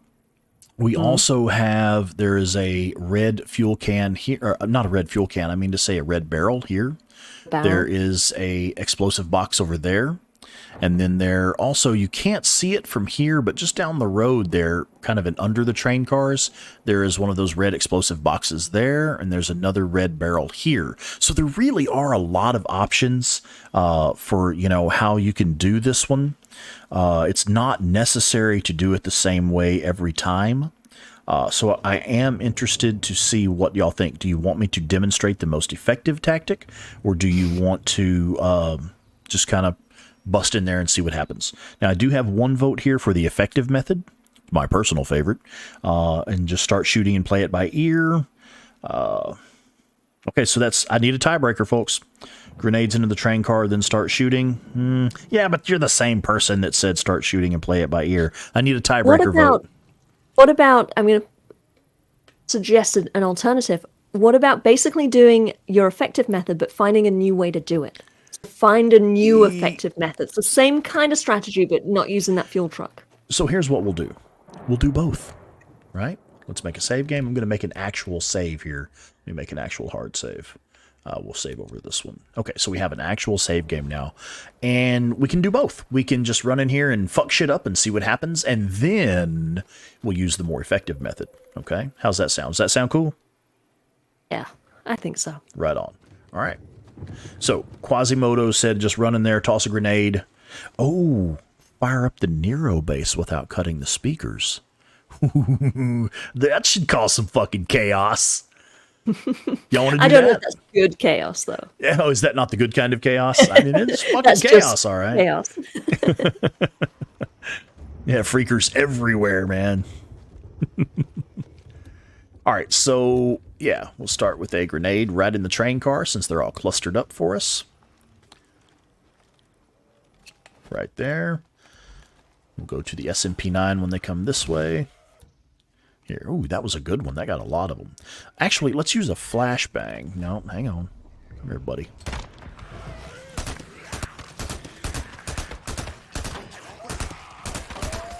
So if you pulse the weapon and simply fire in short burst, it's much easier to control the recoil. And it allows you to get more accurate shots. I don't know, it looked like it allowed you to get hit in the face. Right, well, that's one came up behind me. I got a few of them. What else do we have? A couple more right there. I think that's the last of them, actually. With the melee. Oh, get up close and personal. All right, check this out. I like to do it. Here's another advanced tactic. Sir, if I could get you to quit spinning that camera around. It didn't work. What the fuck? So, when you throw the rock at them, it is supposed to stun them if you have the correct skill. It's called Rock On, which I do have that skill. It's supposed to stun them so that you can stealth attack them. And it's not working. So I wonder, is that just, you know, inconsistent results with that skill? Or is it something to do because it's a swarmer from a horde? I don't know. I do not know. Could be because it's part of a horde, because they are slightly different. A little different, yeah. Okay, so that was one way. We literally just ran up on them and just made a mess of them. So now I will demonstrate the technique that I normally like to use. And this is what I consider the most effective method for dealing with this horde. Which actually, that went pretty well, but we have a maxed out SMP-9 too. So there is that. You need to come back here with a little basic starter pistol. Yeah, I mean, it works the same way, though. If you are using the hidden loot locations, which I have videos for those, folks, if you want to see my hidden loot locations, you can still do the advanced tactics with just literally the crappy starting pistol. So I like to put a proximity mine here. Right this way. That will create distance and buy time, which gives you time to fall back and reload if necessary. We still put a grenade in there, and then we come over here to the bushes. Rustle around in the bushes a bit. There we go. That takes out the ones in the lead. And then once the crowd starts coming this way, we put an attractor right here beside the truck. That's an attractor bomb. Fuck. Okay, that's what I was talking about. The item selector wheel selecting the wrong fucking items. That's going to be an attractor bomb. They're not going to be, watch, we'll go ahead and do it. They're not going to be gathered up around the truck all the way before the bomb goes off. Yeah, see, that just fucked it up. It needed to be an attractor, not an attractor bomb. Shit. Fucking radio wheel, man. SpawnicusRex. Only Rex today. Shit again. Rex Yep. himself. Hey, that's not my fault, man. That's the radio menu. I can't help I mean, if that. only someone had told you just an hour and a half ago a better way to select the items from the wheel. If only someone had given you a That's tip, fair. could But have helped you out. I wasn't listening. Maybe, I mean, this is recorded, so you could always play this back Oh, yeah, right. later. Maybe pay attention the second time around. Okay. All right, so we're going to do basically the exact same thing, but this time we're going to make fucking sure that we have an attractor, not an attractor bomb. Okay, they should trigger that proximity mine. It'll take out the guy in the lead and start pulling them this direction. Here we go. Now, we want to put our attractor right here beside the truck. That will pull them to the truck. You must break line of sight and create distance. That will force them all to draw around the attractor. Once they are drawn to the attractor, you just wait a few seconds. Timing matters. And then you pop into photo mode real quick. You use photo mode as a tactical camera. And I can now confirm that every single member of that horde is around that truck. So now it's time to pop the truck. Death Train Horde. Done deal. Pretty good. There Whoa. you go. That's how you do it.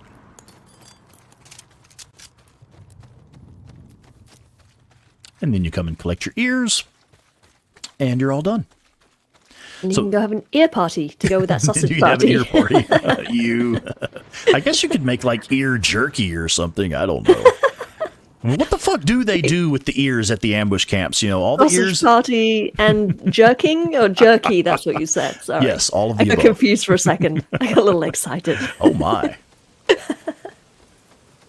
Naughty, naughty. You strike me as the kind of person that's into Marquis de Sade. Yes, a little bit. With me writing a TV show about him. Right? But one of the many things that I've pitched and not yet sold. Actually, I have sort of sold it, but it's still not Yeah. sold to a network. So Actually waiting to see that show. Let me move the bike it's up a a little bit. fucking good show. Excited for that one. Right? Right on. Good luck with that. I got a use for you. It's really frustrating being, I'm going to vent for a minute. It's really frustrating being a screenwriter because you come up with so many good ideas and so many good scripts and people read them and they're like, this is fantastic. And you're like, I know, thank you. Like, let's make this a show. And then Hollywood does its thing and you just eat. And everyone's still excited about everything, but it's like, well, but what are we doing with it? Are we selling this? Are we taking it to a network? Are we attaching a director? And it's like, oh yeah, we'll do all those things. Eventually, Okay. maybe. When? Yeah. Can we do it now? Can we go? Like, I Right. did all my side of the job and all of upheld my end of the bargain and did all the work. And then the producers just sit there. I don't fucking know. yeah. Too busy to be bothered. I do not know how anything gets made in Hollywood. Because, Hurry up and wait. yeah.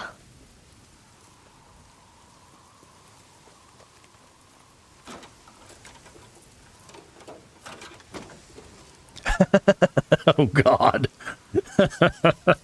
So Ryan says in the chat here, we now know what they do with the ears at the camp. Satyr trustication. And if you know what that means, you're either a fucking nerd or a fucking freak or both. Probably both. I'm not going to say what that means. You just got to look it up yourselves. Yeah, scrap. Though I'm not sure that it's actually anatomically possible. But, you know, I mean, stranger things have happened. I'm pretty sure anything's possible if you put your mind to it. In a sexual sense. Fair enough. yeah. Someone's figured out how to do it. Literally, huh? Oh, there are boobs on this train as well. Speaking of Yeah. sex. The boobs everywhere. Oh, God. Yeah, I'm not going to do it. Never mind. Yeah. Boobies.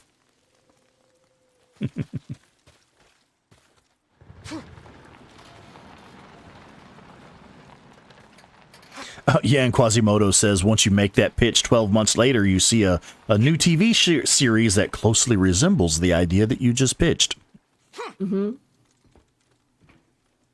actually not entirely sure that that happens all that often because it just producers, they want the path of least resistance. So if you come to them with a script and they like it and they like the idea, it's easier for them to move forward with your project than rip off the idea and get someone else to write the script. Of course, you know, there's only a finite number of ideas. And trends are kind of cyclical and things that are sort of in vogue. So any idea I think you have, guaranteed someone else has got the same idea or a similar idea. Yeah. Quasi says that's interesting. The cars all have unique license plates, but the trains all have the same number. I mean, I'm pretty sure the devs knew exactly what number they were putting on the train. Now, one interesting fact, though, the license plates, I believe every single one of the license plates, the initials on them, are actually initials from members of the Ben Studio team. Oh, I didn't know that. You didn't know? You were fixing to get a tattoo of that shit and you didn't even know what it was? I didn't know that. Well, Yeah, no, that's- I just thought it was a detail in the game. Like, you're going to get probably a tattoo of the train number at some point, I imagine. You're so fucking obsessed with it. Get boobs tattooed on me. One on each pec or something.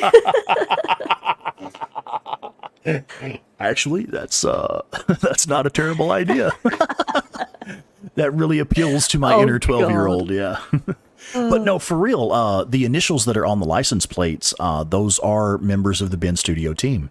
And that I came... don't want to get that tattoo then. I could do my own. Oh, yeah, initials. because it'd be like somebody that, like, I don't know that fucking guy, yeah, right? But do your own initials in that style, at least. But yeah, that was one. Ben Studios did a live stream. I think when the PC version first released, they did a live stream with a Viking dad from the who used to be really prolific in the Reddit community for Days Gone, who and now works for fucking Ben Studio. Lucky dog. Well, no, not lucky. That man put in the fucking work. That man, I mean, I don't know if you've ever seen the what is the name of his website, his blog, The Broken Road, I believe.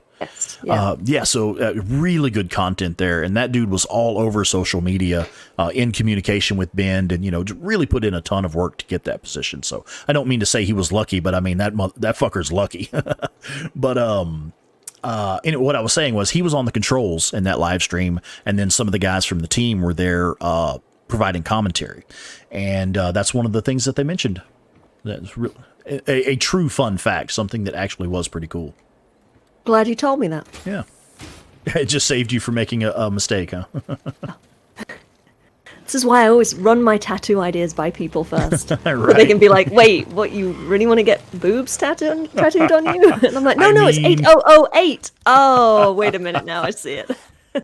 Right. All right, let's see if the rock on skill works on this swarmer here. See, that's how it's supposed to work. Stun them with the rock, and then run up on them and stealth kill them. My favorite thing is to do the shoulder slam. Oh, yeah. I I like the shoulder slam, too. Shake. Yeah. That's another one Why that... waste time with these rocks? And, Right. and stealth kills, like just slam them. Well, the slam still uses durability off of your melee weapon, where the rock on skill does not use any the boot resources whatsoever. Just the boot knife. But yeah, sometimes the shoulder slam is another one that can be inconsistent. I've had difficulty getting consistent results with it. Okay, so I am going to go ahead and just park the bike here. We're ready to head away from this location. Going to make a save game here. And it is 11:15 my time. We've already gone about an hour and 15 minutes over the time that we had set aside. Now, I mean, really, I would sit here and fucking play Days Gone all night, but I know other folks have shit to do, so we should probably go ahead and shut this down. I have an official hard save here at this spot. And next week, Tuesday, 8 to 10-ish p.m. U.S. Central Standard Time. We're going to pick up right where we left off, and we're going to continue this SpawnicusRex channel and Days Gone Pod collaboration feedback loop live stream with SpawnicusRex and Claire Weaver of the Days Gone podcast. Again, folks, it's been an absolute fucking blast. I've had so much fun doing this tonight. Appreciate y'all hanging out with us. And if you would like to support the SpawnicusRex channel, I do have a Patreon. We can also do super chats in the future. So that's one thing you can do to support the channel if you'd like to see this channel grow. And if I can go full time with it, I can produce more content, right? So there's that. And then also, if you would like to support Claire Weaver's Days Gone podcast, she has that Buy Me a Coffee set up. It's buymeacoffee.com/daysgonepod. Did I get it right that time? Yeah, the man got it right. The Nice, link is yeah. also in the description for the video. You put all the Yes, links I down did there. actually put the relevant links in the description of this video. So once again, folks, I cannot thank you enough for supporting this channel, supporting Claire's podcast, and hanging out with us. It's been an absolute fucking blast. Claire, I want to thank you so much for coming on the show, and giving me a hard time and keeping me on my toes. That's what I'm here for. And absolutely for providing some of the feedback for this feedback loop and providing a lot of the behind the scenes stuff about the writing and the acting and things like that. I really appreciate it. You absolutely bring a wonderful perspective that a lot of things that I hadn't noticed. So it's been a blast and it's a pleasure to have you on the show. Is there anything you'd like to add before we sign off for the evening?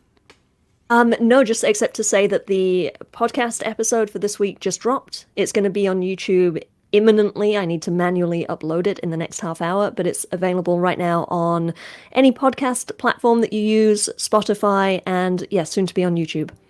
But new episodes every Wednesday. Outstanding. All right. Well, thank you for your work that you do on that podcast, Claire. It's been a pleasure being a part of that podcast as well. I'm sure we'll be doing another episode in the future.